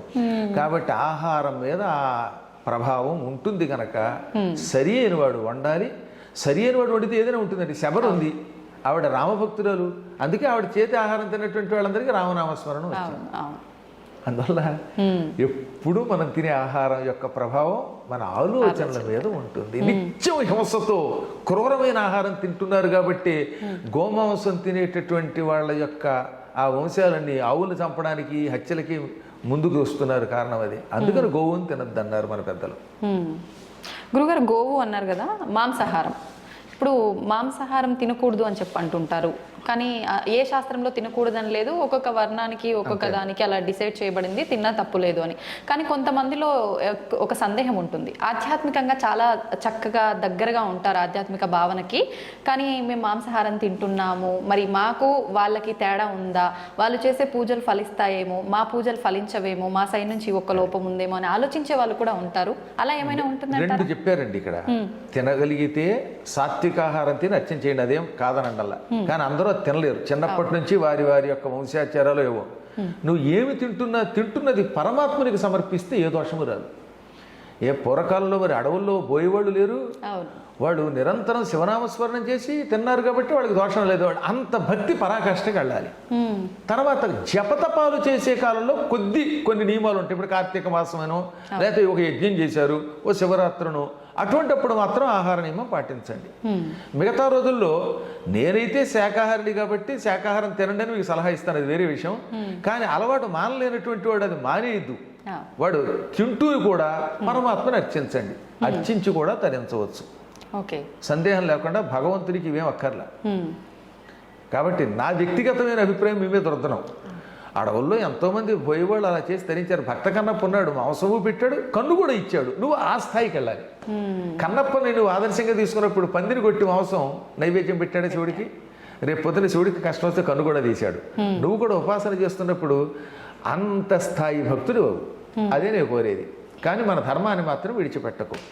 హలాల్ అనే పేరుతో ఉన్నటువంటి అపవిత్ర ఆహారం తినకుండా నీకు తినాలనిపిస్తే ఏ అమ్మవారి దగ్గర చేసుకుని నీ భోజనం నువ్వు చెయ్యి, అంతే. అమ్మవారి దగ్గర అంటే అది బలి ఇవ్వటమే. ఆ బలిచ్చుకుని ఇప్పుడు ఎలాగోడు మాండవు. అవును, బయట ఎక్కడో బదులు ఇది అమ్మవారికి సమర్పణ చేసి తింటే కొంత నయ్యం కదా. అది ఏదైనా భగవంతునికి నివేదన చేస్తే అపవిత్రాహారం కూడా పవిత్రాహారం అవుతుంది కనుక అందుకని మన పెద్దలు అలా చెప్పారు. ఓకే ఓకే గురుగారు, ఇందాక మీరు అన్నారు రామ రామ అని చెప్పి ఒక పాట కూడా. అయితే మన పెద్దవాళ్ళు కూడా ఇంతకు ముందు కాలంలో, ఇంతకుముందు ఏంటి ఇప్పుడు కూడా పెద్దవాళ్ళు పడుకునేటప్పుడు లేసేటప్పుడు రామకృష్ణ అని తలుస్తూనే ఉంటారు. నిజంగా రాముణ్ణి కృష్ణుణ్ణి తలవాలంటారా? ఎవరి ఇష్ట దైవాన్ని వాళ్ళు తలుచుకోవచ్చు అంటారా? ఏదో ఒక భగవన్నమ్మా. శివ అని వాళ్ళు లేరు, హరహర మహాదేవ, కొంతమంది పురమహాదేవ మహాదేవ అనేవారు. అంటే ఎక్కువగా రాముణ్ణి కృష్ణుని ఎందుకు తలుచుకుంటామంటే ఇద్దరు అవతారమూర్తులే, శ్రీమన్నారాయణుడి యొక్క దివ్య అవతారాలు. అందులో రాముడు మర్యాద పురుషోత్తముడు. రామనామస్మరణం వల్ల రాముడు ఎలా నడుచుకున్నాడో అలా నడుచుకోవాలి. ఏకపత్ని వ్రతత్వము, మాటంటే నిలబెట్టుకోవడము, శరణన్న వాళ్ళని రక్షించడము, టీవీగా రాజుగా పరిపాలించటము, ఎక్కడ పడితే అక్కడ పిచ్చివాగుడు వాక్కుండా గంభీరంగా పలకడము, ఇవన్నీ రాముడి లక్షణాలు. కాబట్టి రామనామస్మరణ వల్ల అవి నేర్చుకో. ఇక కృష్ణుడు సంపూర్ణ అవతారం. అది ఏ తే చాంశ కళాపుంస కృష్ణస్తు భగవాన్ స్వయం. భగవంతుడు 22 అవతారాలు ఎత్తినట్టుగా భాగవతంలో ఉంది. ఆ 22 అవతారాల్లో 21 అంశావతారాలు, ఒక్క కృష్ణావతారం పరిపూర్ణ అవతారం. ఆ పరిపూర్ణ అవతారంలో ఆయన చూపించిన మహిమలు ఇంకెవరూ చూపించలేదు. అన్నిటికీ మించి జగద్గురు ఆయన. భగవద్గీత మనకు అందించిన గురువు అండి ఆయన. ఇక గురువు అనే శబ్దంలో జగద్గురువు మొట్టమొదటి ఆయనే. వసుదేవసుతం దేవం కంసచాణూరమర్దనం దేవకీ పరమానందం కృష్ణం వందే జగద్గురుం అని ఆయననే మనం జగద్గురువుగా కొలుస్తున్నాం. కాబట్టి అంతటి జగద్గురుడి నామాన్ని తలుచుకోవాలి. అందుకని రామ కృష్ణ అనుకుంటే అవతారములలో ఉన్న విశిష్ట లక్షణములు మనకి తెలుస్తాయి, ఆ కథలు తెలుస్తాయి. తద్వారా వాళ్ళలాగా మనం మారడానికి ప్రయత్నిస్తాం. పైగా ఈ నామములు ఇంకా తొందరగా రక్షిస్తాయి. రామనామానికి కృష్ణనామానికి ఉన్న శక్తి ఇంకంతా ఇంత కాదు, అనుభవించిన వాడికి తెలుస్తుంది. నేను తింటున్నా, తిరుగుతున్నా, నిద్రపోతున్నా కూడా లోపల లోపల ఆ నామం సాగుతూ ఉంటుంది. అలా సాగినప్పుడల్లా ఏదో తెలియని అలౌకిక ఆనందం పొందుతాను. అమ్మ నాకు నిజంగా రాముడు కృష్ణుడు రెండింటి గురించి ఎన్నో పురాణాలు చెప్పినా అసలు కృష్ణావతారం, ఆ కృష్ణుడి యొక్క లక్షణాలు తెలుసుకుంటే ఎంత ఉత్సాహం కలుగుతుందో తెలుసునా. భాగవతాన్ని ఇప్పటి వరకు 371 సప్తాహాలు చేశాను. సప్తాహం అంటే తెలుసు కదా, 7 రోజుల పాటు భాగవతాన్ని పారాయణం ప్రవచనం చేస్తూ ఉంటాం. ఇప్పుడు 371వ పారాయణ కింద జరుగుతుంది మీరు వచ్చే సమయానికి. ఇప్పుడు అలా 371 అంటే నా జీవితంలో ఎన్ని రోజులు గడిపుంటానో ఆలోచించండి. సంవత్సరానికి 52 ఎన్ని వారాలు మినిమం అనుకుందాం కనీసం. 371 అంటే నేను కనీసం ఒక 6-7 సంవత్సరములు దానికే వెచ్చించాను అన్నమాట. ఇందులో సప్తాహాలకి పురాణాలు పక్కన పెట్టండి అనమాట. అందులో నిత్యం కృష్ణుడిని తలుచుకోకుండా, కృష్ణుడి పాట పాడకుండా ఉండను. అందుకని మన పెద్దలు ఏమన్నారన్నమాట, అలా అనుకోమన్నారు. ఈ రామకృష్ణ అనుకోవడం కాకుండా అప్పుడు పాటలు కూడా పాడుకుంటే అసలు ఆ గానం వల్ల తొందరగా తరిస్తాం. కలియుగంలో కలవు సంకీర్తనాత్ ముక్తి. ఈ కలియుగంలో సంకీర్తన చేస్తే తొందరగా మోక్షం వస్తుంది. అందుకే మా భక్తుల చేత ఎప్పుడు నేను ఎన్నో కృష్ణ గీతాలు పాడించాను అనమాట. నాకు బాగా ఇష్టమైనది సింధు భైరవి రాగంలో శ్రీకృష్ణుడి పాట ఒకటి ఉన్నది. అది ఘంటసాల వారు ట్యూన్ చేశారు, సముద్రాల వారు రాశారు, సుశీల పాడింది.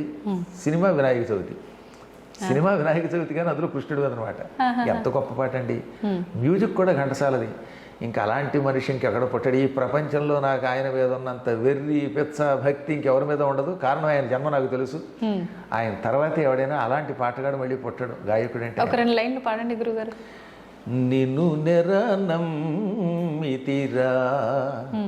నిన్ను నెరనమ్మితిరా మోహన కృష్ణ, నిన్ను నెరనమ్మితిరా దేవా ప్రేమావతారా,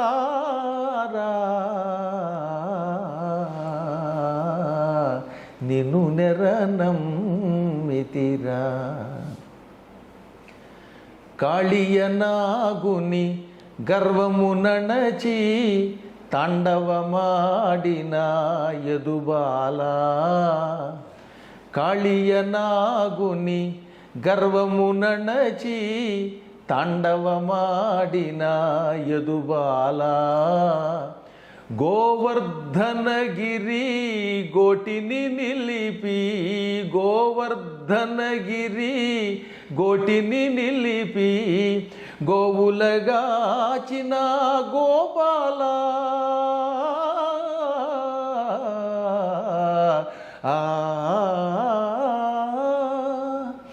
గోవులగాచిన గోపాల ముల్లోకముల ముగ్ధుల చేసిన ముల్లోకముల ముగ్ధుల చేసిన మోహన మురళీలోల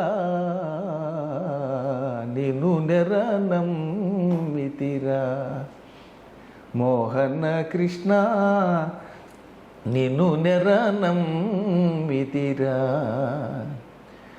నీ పద చింతన మీరిన మంత్రము నీ పద చింతన మీరిన మంత్రము నీ పద సేవకు మించిన పూజ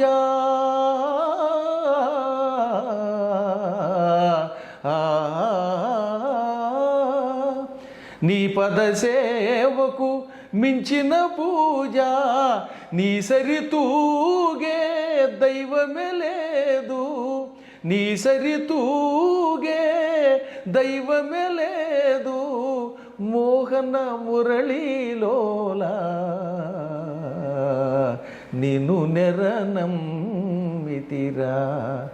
మోహన కృష్ణ నిన్ను నెరనమ్మితిరా దేవా ప్రేమావతారా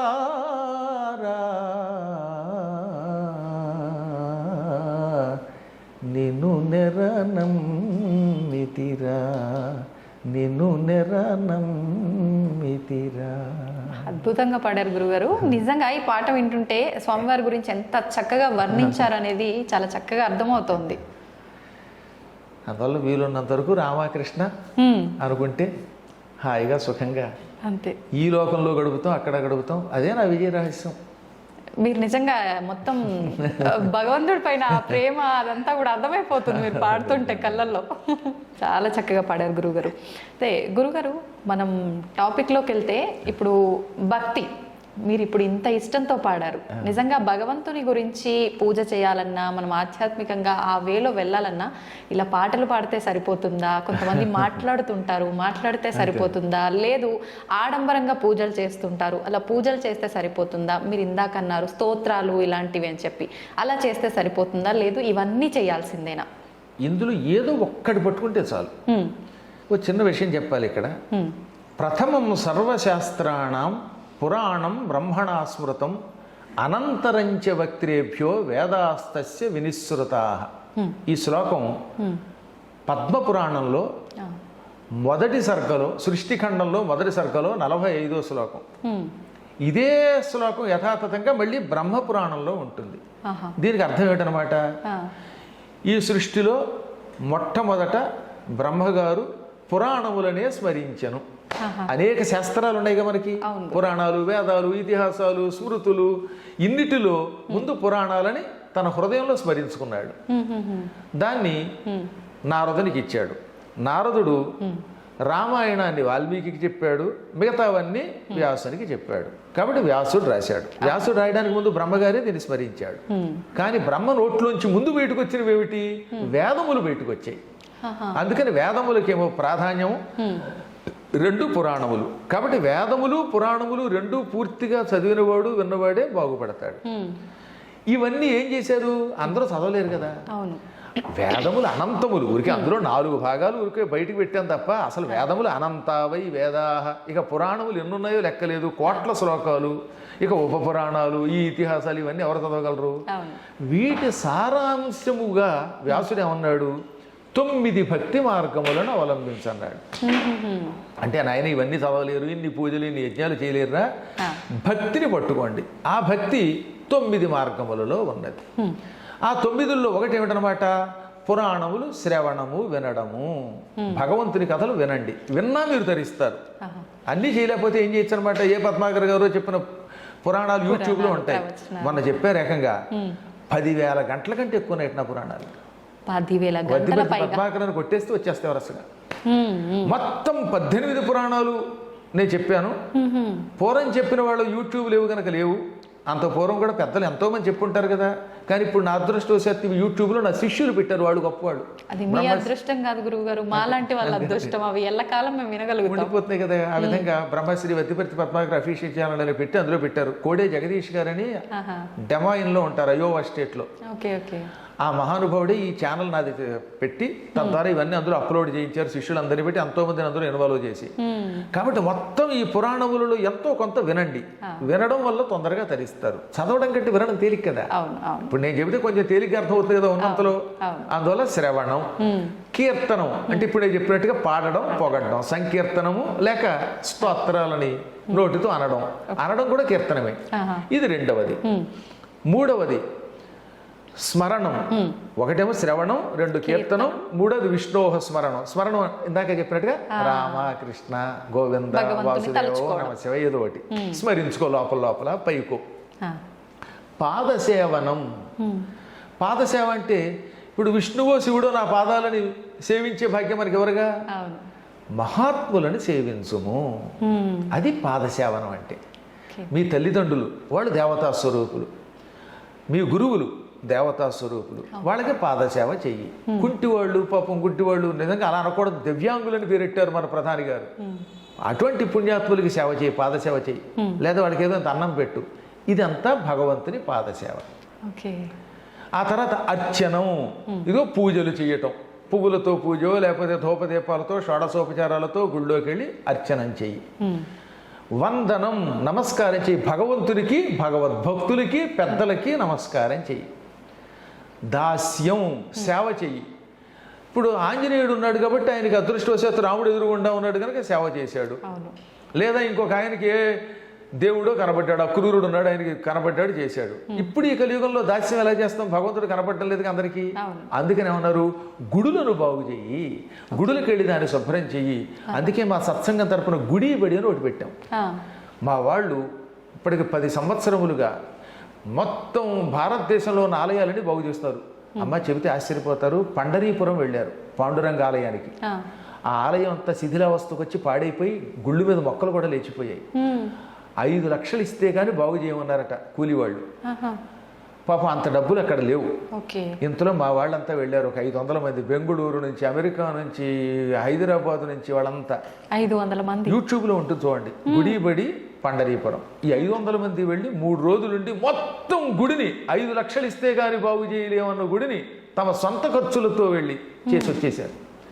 వాళ్ళు మాకు సర్టిఫికేట్ పంపారు, అయ్యా మీ శిష్యులు ఎంత అద్భుతంగా చేశారండి, గుడిని నభూతన భవిష్యత్ అనే రీతిలో తీర్చిదిద్దారని. ఇప్పుడు ఆ గుడికి సేవ చేయటమే భగవంతునికి దాస్యం. కష్టాల్లో ఎంతో మంది ఉన్నారు, వాళ్ళకి సేవ చేయండి, అది భగవంతుని సేవ. ఆ విధంగా గుడిని వాటిని బాగు చేసి అక్కడ కాసేపు పారాయణ చేస్తే అది పరమాత్మ సేవ అవుతుంది. అది దాస్యం అంటే. ఆ తర్వాత భగవంతుడితో స్నేహం అంటే భగవద్భక్తులతో, పురాణములతో స్నేహం చేయండి. ఆత్మ నివేదనం, నిన్ను నువ్వు పరమాత్మకి సమర్పించుకో, నా సమస్తం పరమాత్మది అనుకో. ఈ విధముగా శ్రవణం, కీర్తనం, విష్ణోహ స్మరణం, పాదసేవనం, అర్చనం, వందనం, దాస్యం, సఖ్యం, ఆత్మనివేదనం, ఇందులో ఏ ఒక్కదాన్ని పట్టుకున్నా తరిస్తాం. 9 పట్టుకుంటే ఇక వాడికి తిరుగులేదు. ఇప్పుడు ఈ చెప్పింది ఎవరన్నా ఉన్నారు? ప్రహ్లాదుడు చెప్పాడు వాళ్ళ నాన్నకి. ఇది ప్రహ్లాదుడు చెప్పిన భాగవత శ్లోకం. పోతన గారు అందంగా తెలుగులో ఇంకా బాగా అనువాదం చేశాడు. తను హృద్భాషల సఖ్యమున్, శ్రవణమున్, దాసత్వమున్, వందనార్చనముల్, సేవయు, ఆత్మలో ఎరుకయున్, సంకీర్తనల్ చింతనం వను, ఈ 9 భక్తి మార్గముల సర్వాత్మున్ హరిన్నమ్మి సజ్జనుడై ఉండుట భద్రమంచుతలతున్ సత్యంబు దైత్యోత్తమా. ఎంత చక్కగా చెప్పాడు. కాబట్టి ఇందులో ఒకటి పట్టుకున్నా చాలు. పరుల కోసం ఆడంబరం అక్కర్లా. ఓ 100 కొబ్బరికాయలు కొట్టేస్తే ఆయన ప్రత్యక్షం కాడు. ఊరికే కేవలం పాలు పోసినంత మాత్రం చేత శివుడు ప్రత్యక్షం కాడు. నిజమైన భక్తితో ఒక్క చుక్క నీళ్లు పోసినా సంతోషిస్తాడు. చిత్రం చెప్పమంటారా? రాజశేఖర చరిత్ర అని ఒక కావ్యం ఉన్నది. రాజ అంటే చంద్రుడు, రాజశేఖరుడు అంటే ఏమిటి? చంద్రశేఖరుడు అనగా శివుడు. ఆ చరిత్రని అష్టదిగ్గజాల్లో శ్రీకృష్ణదేవరాయల ఆస్థాన విద్వాంసులు 8 మంది ఉన్నారు. అష్టదిగ్గజాలు అంటారని విన్నారు కదా. అందులో ఆఖరు ఆయన మాదయ్య గారి మల్లన్న ఆయన రాశాడు. అందులో ఏమన్నాడో తెలుసా? ఒరే ఎందుకురా ఇంత కష్టం, మీరు తరించాలంటే ఓ చిన్న చిట్కా చెబుతానన్నాడు ఆయన. ఏమిటిటది? నీలకంఠుని శిరసుపై నీళ్లు జల్లి పత్తిరిసుమంత ఎవ్వాడు పారవైచు కామధేనువు వానింటి గాడి పసర మల్ల సురశాకి వానింటి మొల్ల చెట్టు. శివలింగం దగ్గరికి వెళ్ళు. నీలకంఠుడు అంటే శివుడు. ఆ శివుడి దగ్గరికి వెళ్ళి అభిషేకం చేయలేకపోయావు అనుకో. ఇప్పుడు మీరు శివరాత్రికి శ్రీశైలం వెళ్ళారు. ఇంత జనంలో మేము లోపలికి రానిస్తారా? అప్పుడు మీకు అభిషేకం చేయాలనిపించింది. ఏం చేస్తారు అప్పుడు? ఇన్ని చుక్కలు నీళ్లు తీసుకుని దూరం నుంచి అలా చల్లండి. ఆయన మీద పడినా పడకపోయినా దూరం నుంచి జల్లితేట ఏది అలా జల్లితే నాయన నా దగ్గరికి రాలేకపోయావా, కానీ నువ్వు భక్తితో జల్లావు, ఇది నాకు మహన్యాసపూర్వక ఏకాదశి రుద్రాభిషేకం అనుకుంటాట ఆయన. అందుకని నీలకంఠుని శిరసుపై నీళ్లు జల్లి, అందులో భక్తి కూడా లేకపోవచ్చు ఒక్కోసారి, ఏదో దూరంలో ఆత్రంతో అలా జల్లేశారు, అది అభిషేకం అనుకుంటున్నాడు ఆయన. ఇంకా ఆయన మీద 1,00,000 బెల్వార్చనో లేకపోతే 1,00,00,000 పత్రికో పూజ చేద్దాం అనుకున్నారు, కానీ కుదరట్లేదు. ఎందుకంటే గుళ్ళోకి వెళ్ళనివ్వడం లేదు కనుక, జనాలు ఎక్కువ ఉన్నారు. అప్పుడు దూరం నుంచి ఒక పత్రి విసిరేయండి. పత్రి సంస్కృతం, తెలుగులో పత్తిరి అది వికృతి అంటారు. ఇక్కడ పత్తిరి అని ఎందుకన్నాడు తెలుసా? నువ్వు మనస్ఫూర్తిగా పూజ చేయలేకపోతున్నావు, విసురుతున్నావు, అందుకని అది వికృతి పూజ. దూరం నుంచి అలా విసిరితే ఆయన ఏమనుకుంటాడు? పాపం వాడు భక్తుడే, దగ్గరికి రాలేకపోతున్నాడు జనాలు ఉండడం వల్ల, అయినా విసిరాడు, ఇదే నాకు 1,00,000 బెల్వార్చన అనుకుంటున్నాడు.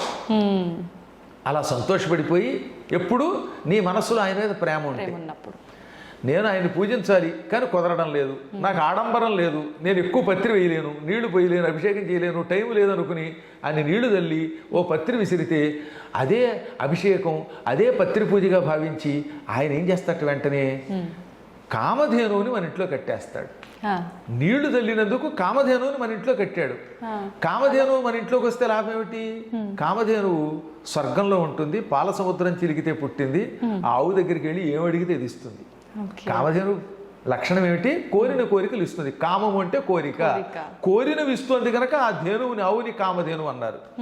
అప్పుడు మీరు ఆ కామధేనువుని ఏది ఆయనేమో ఇన్ని నీళ్లు తల్లినందుకు కామధేనువు ఇంట్లో పెట్టాడు కనుక, కామధేనువు నేను ఇల్లు కొనుక్కోవాలనుకుంటున్నాను, జూబ్లీ హిల్స్లో ఒక్క అపార్ట్మెంట్ ఒక ఫ్లాట్ ఇప్పించవా అంటే ఇచ్చేస్తున్నది, నిజంగా చిత్తశుద్ధితో వేస్తే.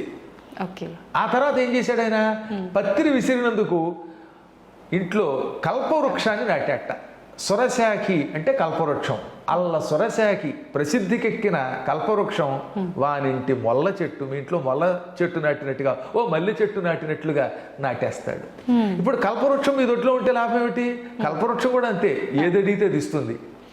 నాకు ఐ డ్రీమ్ ఛానల్ నుంచి పద్మాకర్ గారి దగ్గరికి వెళ్ళడానికి ఆకాశంలో వెళ్ళేందుకు ఒక చిన్న విమానం ఇవ్వంటే ఇచ్చేస్తుంది. అప్పుడు ఈ ట్రాఫిక్లో ఇరుక్కుని లేటుగా రావక్కర్లేదు. అలాగే ఏదో కాస్త ఆకలిస్తే మీ లెవెల్లో మీరు ఏదో పండో, ఓ ఇడ్లీయో, ఓ దోశో, లేదా పాయసమో, ఇంకేమైనా, అవన్నీ నేను నా నోటితో ఉచ్చరించలేను అనుకోండి, ఏం కోరుకుంటే ఇస్తుంది.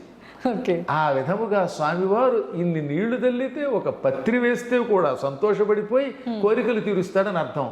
కాబట్టి మనకి భక్తి ముఖ్యం, 10 మంది కోసం ఆడంబరం అక్కర్లేదు.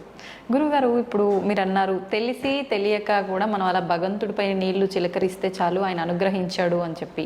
మరి కొంతమంది ఎన్నో రకాల పూజలు చేస్తూ ఉంటారు, నిజంగా భక్తితోనే చేస్తుంటారు అనిపిస్తుంది మన వరకైతే చూస్తుంటే. అయినా కూడా కోరికలు తీరకపోగా చాలా రకాల ఇబ్బందులు పడుతూ ఉంటారు. ఇంకా విరక్తి వచ్చేస్తుంటుంది వాళ్ళకి, అసలు నాకు భగవంతుడికి ఎన్ని పూజలు చేసినా వ్యర్థం, అసలు భగవంతుడు లేడు, రాయి అని చెప్పి మూర్ఖంగా మాట్లాడే దశకు కూడా వెళ్ళిపోతున్నారు. ఎందుకు అవుతుందంటారు అలాగా?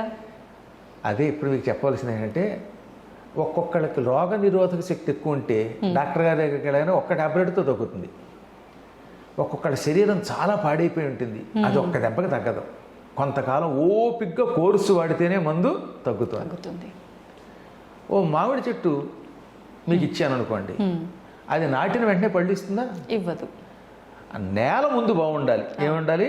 నేల ముందు సాగు నేల, మంచి ఒక సారవంతమైన నేల అయితే అందులో నాటితే దాన్ని కొంతకాలం జాగ్రత్తగా పోషిస్తే, నీళ్ళు అవి పోసి పెరిగాక పళ్ళు ఇస్తుంది. ఇప్పుడు మనం చేసే పూజలు ఇవన్నీ మన కర్మలే. ఇవన్నీ ఫలించడానికి కొంచెం సమయం పడతాయి. కొందరికి వెంటనే ఎందుకు ఫలిస్తుందంటే వాడి భక్తిలో పరాకాష్ఠ స్థితి ఉంది. అంటే వాడు సారవంతమైన నేల లాంటి వాడు, విత్తనం గొప్పది, తొందరగా ఫలిస్తుంది. హైబ్రిడ్ ఇది. కొన్ని తొందరగా ఫలించవు. అలాగే కొంతమందికి తొందరగా ఔషధం పనిచేస్తుంది, కొందరికి ఫలించదు. వారి శరీరాన్ని బట్టి, వారి మనస్సుని బట్టి, ఇచ్చే మందుని బట్టి ఫలితం ఉంటుంది. మనం పూర్వజన్మలోనూ ఈ జన్మలోనూ చేసిన కర్మలు తొలగడానికి కొంతమంది ఎక్కువ కాలం ఎదురు చూడాలి, కొంతమందికి తొందరగా ఫలిస్తాయి. అందువల్ల ఓపిగ్గా చెయ్యవలసిందే. ఇప్పుడు మీకు ఉద్యోగం కోసం ప్రయత్నిస్తున్నారండి, ఒక్కొక్కటి ప్రతిభని బట్టి ఏమవుతుంది, ఇమ్మీడియట్గా సెలెక్ట్ అవుతున్నాడు. ఒక్కొక్కడు 5-6 సార్లు పరీక్షలు రాశాక సెలెక్ట్ అవుతాడు. ఒక్కొక్కడు యావజ్జీవితం డిఎస్సి రాసినా సెలెక్ట్ అవడు. కానీ వాడు బతకడానికి ఇంకో ఉద్యోగం చూసుకోవాల్సిందే, తప్పదు. అలాగే మనం చేసిన ప్రయత్నములు ఒకవేళ వ్యర్థమైనా తొందరపడకుండా నమ్ముకుంటే అవుతాయి. చదువుకుంటున్న రోజుల్లో ఓ తమాషా జరిగింది. నేను డిఎన్ఆర్ కాలేజీలో డిగ్రీ చదువుతున్నాను, భీమవరం వెళ్ళి. ఇంతలో ఒక పల్లెటూరుకి వెళ్ళాను, అర్ధవరం అని. ఆ ఊళ్ళో ఉగాది నాడు 1986లో ఉగాది నాడు ఎవరో స్వామీజీని సుందరకాండ చెప్పమని పిలిచారు. ఆ స్వామీజీ చివరి మూమెంట్లో రాలేకపోయాడు. అప్పుడు వాళ్ళు నా ఎదురుగుండా హ్యాండ్ ఇచ్చారు స్వామీజీ, ఇదే ఇంగ్లీష్ మాట వాడారు.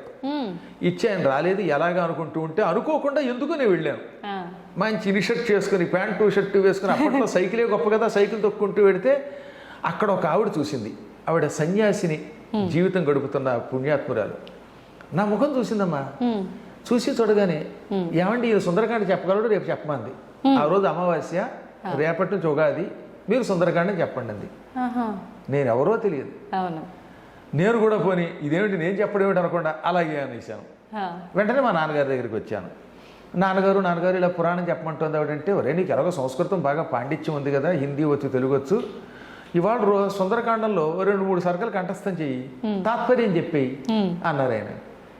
ఒకసారి ఆలోచించండి, సుందరకాండంలో 68 సర్కలు ఉంటాయి, 9 రోజుల్లో కంఠస్థం చేసి చెప్పమన్నారు ఆయన. నేను వెంటనే మొదటి సర్క తీసుకున్నాను. తతో రావణ నేతాయ సీతాయ శత్రుకరిసిన ఏష పదమన్వేష్టం చారణ చరితేపతి దుష్కరం నిష్పతి ద్వంద్వం చికీర్షన్ కర్మ వానర సముద్ర శిరోగ్రీవో గవాంపతిరివాబభో. ఇలా శ్లోకాలు ఓసారి చదివితే గుర్తు ఉండిపోయి కంఠస్థం వచ్చేసి, ఓరి బాబు ఎంత జ్ఞాపక శక్తి ఉందన్నమాట అనుకుని మొత్తం ఆ 9 రోజుల్లో కంఠస్థం చేసి పురాణం చెప్పేశాను. అద్భుతంగా వచ్చేసారు ఆ ఊళ్ళో జనాలు, పెద్ద పెద్ద వాళ్ళు. 20 ఏళ్ల కుర్రవాడి పురాణానికి 60 ఏళ్ళు దాటిన వాళ్ళు వచ్చారు. ఇక నాకు బ్రహ్మరథం పట్టేశారు ఆ ఊళ్ళో. ఆ ఊళ్ళో ఎక్కువ రాజులు, క్షత్రియులు. ఇంకా వెనక్కి తిరిగి చూసుకోలేదు ఆనాటి నుంచి ఈనాటి వరకు. కాబట్టి ఎందుకు చెప్తానంటే, అప్పుడు పురాణములు మొదలు పెడితే ఇన్నాళ్ళు పట్టింది కదా నేను పురాణాలు మండపం కట్టడానికి, ఇంకా ప్రయత్నం చేస్తున్నాం. కొంతకాలం పడుతుంది. నా తర్వాత వచ్చినోడు బాగా పైకి వచ్చినోళ్ళు లేరేటి. ఇప్పుడు నా తర్వాత చాగంటి కోటేశ్వరరావు గారు నేను వచ్చిన తర్వాత 20 ఏళ్ల తర్వాత వచ్చారు. మా నాన్నగారికి అమరేశ్వర ప్రసాద్ గారు ఒక శిష్యుడు ఉన్నాడు. మా నాన్నగారి దగ్గర సంస్కృతం చదువుకున్నాడు. మా నాన్నగారు 3 ఏళ్ళు ఆయనకి అన్నం పెట్టి పాఠం చెప్పారు. ఆ అమరేశ్వర ప్రసాద్ గారు శిష్యుడు చాగంటి కోటేశ్వరరావు గారు. అంటే నాన్నగారి శిష్యుడు. చూడండి, పూర్వజన్మ సుకృతం అయింది. టక్కున ఆయన వెంటనే జగత్ ప్రసిద్ధికి ఎక్కారు. కాబట్టి ఒక్కొక్కళ్ళకి తొందరగా వస్తుంది, కొందరికి ఆలస్యంగా వస్తుంది. అది వారి వారి యొక్క సుకృతాలను బట్టి ఉంటుంది. అందుకని ఆయన పేరు వచ్చింది నాకు అంత రాలేదని ఏడిస్తే పిచ్చాడు వీడు. అంతే, ఎవరికి ఎంత ఇవ్వాలో పరమాత్మకి తెలుసు. అందువల్ల మనం పూజ చేసినంత మాత్రం చేత వెంటనే ఈ రోజే ఫలించదు.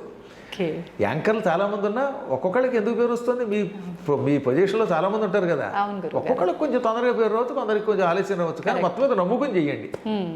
అందువల్ల ఓపిక పట్టాలి. ఒక్కోసారి ఓపిక పట్టినా కూడా ఎన్నాళ్ళైనా ఫలించకపోతే అప్పుడు భగవంతుడి మీద కొంచెం అలగచ్చు. భక్త తుకారాం లాగా. తుకారాంకి మండిపోలేదా, ఉన్నావా అని పాడా, అప్పుడు వస్తాడు దేవుడు. అందువల్ల అప్పుడప్పుడు ఒక్కోసారి వస్తుందండి. భద్రాచలంలో రామదాస్ ఏమన్నాడు, అబ్బబ్బా దెబ్బల కోరవక తిట్టి తినయ్యా. ఆయన కూడా తిట్టాడు ఒకసారి, ఎవడబ్బా సొమ్మని కులుగులు తిరిగేవు రామచంద్ర అన్నాడు. అందుచేత మరీ ఎక్కువ భక్తులు అప్పుడప్పుడు దెప్పుతారు, దెప్పితే వస్తాడు దేవుడు. కానీ ఈలోపు కంగారు పడకుండా మీ పని మీరు చెయ్యండి, ఎప్పుడో ఒకప్పుడు వస్తాయి. ఓకే. మీకు మామిడి పళ్ళ కథ ఒకటి ఉంది కదా, ఓ ముసలాడు మామిడి టెంక నాడాడు. అది మన పురాణం కథ. దాన్ని తెనాలి రామకృష్ణలో పెట్టారు సినిమాలో. ఓ, అది నిజానికి పురాణ కథే, పద్మపురాణంలో కథే. ఓ ముసలాయన ఒక టెంకర్ పట్టుకెళ్ళి నాటుతున్నట్ట. ఏది నలుగురు తిరిగేటటువంటి ఒక బాట దగ్గర. ఎంతలో అటుగా పెడుతున్న రాజుగారు చూశారు. ఏమయ్యా, నీకు ఎప్పుడే 70 ఏళ్ళు 80 ఏళ్ళు ఉన్నాయి, ఈ టెంక నాటితే ఎప్పటికి చెట్టు అవుతుంది, ఎప్పుడు పళ్ళు ఇస్తుంది అంటే, ఈ చెట్టు పెరిగి పళ్ళిచ్చేదాకా ఇంకా బతుకుదాం అనుకుంటున్నావా అంటే, మహారాజా మన పెద్దలు ఇలా అనుకుని ఉంటే ఇవాళ మామిడి చెట్లు మనకు వచ్చేవా అన్నాడు ఆయన. ఇవాళ ఈ టెంక నాటేది నా కోసం కాదు, నా తర్వాత తరాల వాళ్ళ కోసం, వచ్చే జన్మలో నా కోసం పోని. అలాగే ఇవాళ మీరు చేసే పూజలు మీకోసమే కాదు, మీ తర్వాత తరం వాళ్ళ కోసం, రాబోయే జన్మ కోసం. ఈ టెంక నాటాడు, ఆ తర్వాత ఎప్పటికో అది పెరుగుతుంది, తర్వాత వాళ్ళకి ఇస్తుంది. అలాగే మన పెద్దలు నాటారు, మనం అనుభవిస్తున్నాం. మా నాన్నగారు చేసిన పూజ నేను అనుభవిస్తున్నాను, నా పూజ నా పిల్లలు, వాళ్ళు చేసిన పూజలు తర్వాత వాళ్ళు కూడా అనుభవిస్తారమ్మా. ఇప్పుడు మీరు ఆస్తి సంపాదిస్తే మీరు ఒక్కరి కోసం కాదుగా, నెక్స్ట్ జనరేషన్కి. మీ ఇల్లు మీ ఇంట్లో వాళ్ళకి ఇస్తారు, కానీ ఎంత అభిమానం ఉన్నా పద్మాకర్ గారికి ఎవరు, ఆయన ఎంతో పండితులు, ఆయనకి ఇచ్చేద్దామని పొరపాటు అనుకోరు. అందువల్ల మీ ఆస్తి మీ పిల్లలకి వెళ్ళినట్టే మనం ఈ సంపాదించే పుణ్యం మన పిల్లలకు వస్తుందన్నమాట. ఎంత మంచి పాట అది అసలు. పుణ్యంతో పాటు మనం చేసిన పాపపు కర్మ కూడా వెళ్తుందా గురుగారు? గ్యారంటీగా. పుణ్యమైన పాపమైన ఏదైనా వారసులకు వెళ్ళవలసిందే. అది ఎక్కువైతే ఇక్కడ అనుభవిస్తాం. అచ్చొక్కటై పుణ్య పాపై యహైవ ఫలమొస్తునుతే. ఎక్కువగా చేసిన పుణ్యం పాపం ఇక్కడే ఇప్పుడు అనుభవిస్తాం, కొంచెం తక్కువ చేస్తే కొంచెం ఆలస్యంగా అనుభవిస్తాం. కాబట్టి పూజలు చేసేవాళ్ళు కొంచెం ఓపిక పట్టాలి. పాత పాపాలన్నీ తుడిచేదాకా చూసుకోవాల్సిందే. మనం ఆ పాటనే గుర్తుపెట్టుకోవాలి. నాటేది ఒక్క మొక్క, వేసేది 100 కొమ్మ, కొమ్మ కొమ్మ విరగబూసి వేలాదిగా.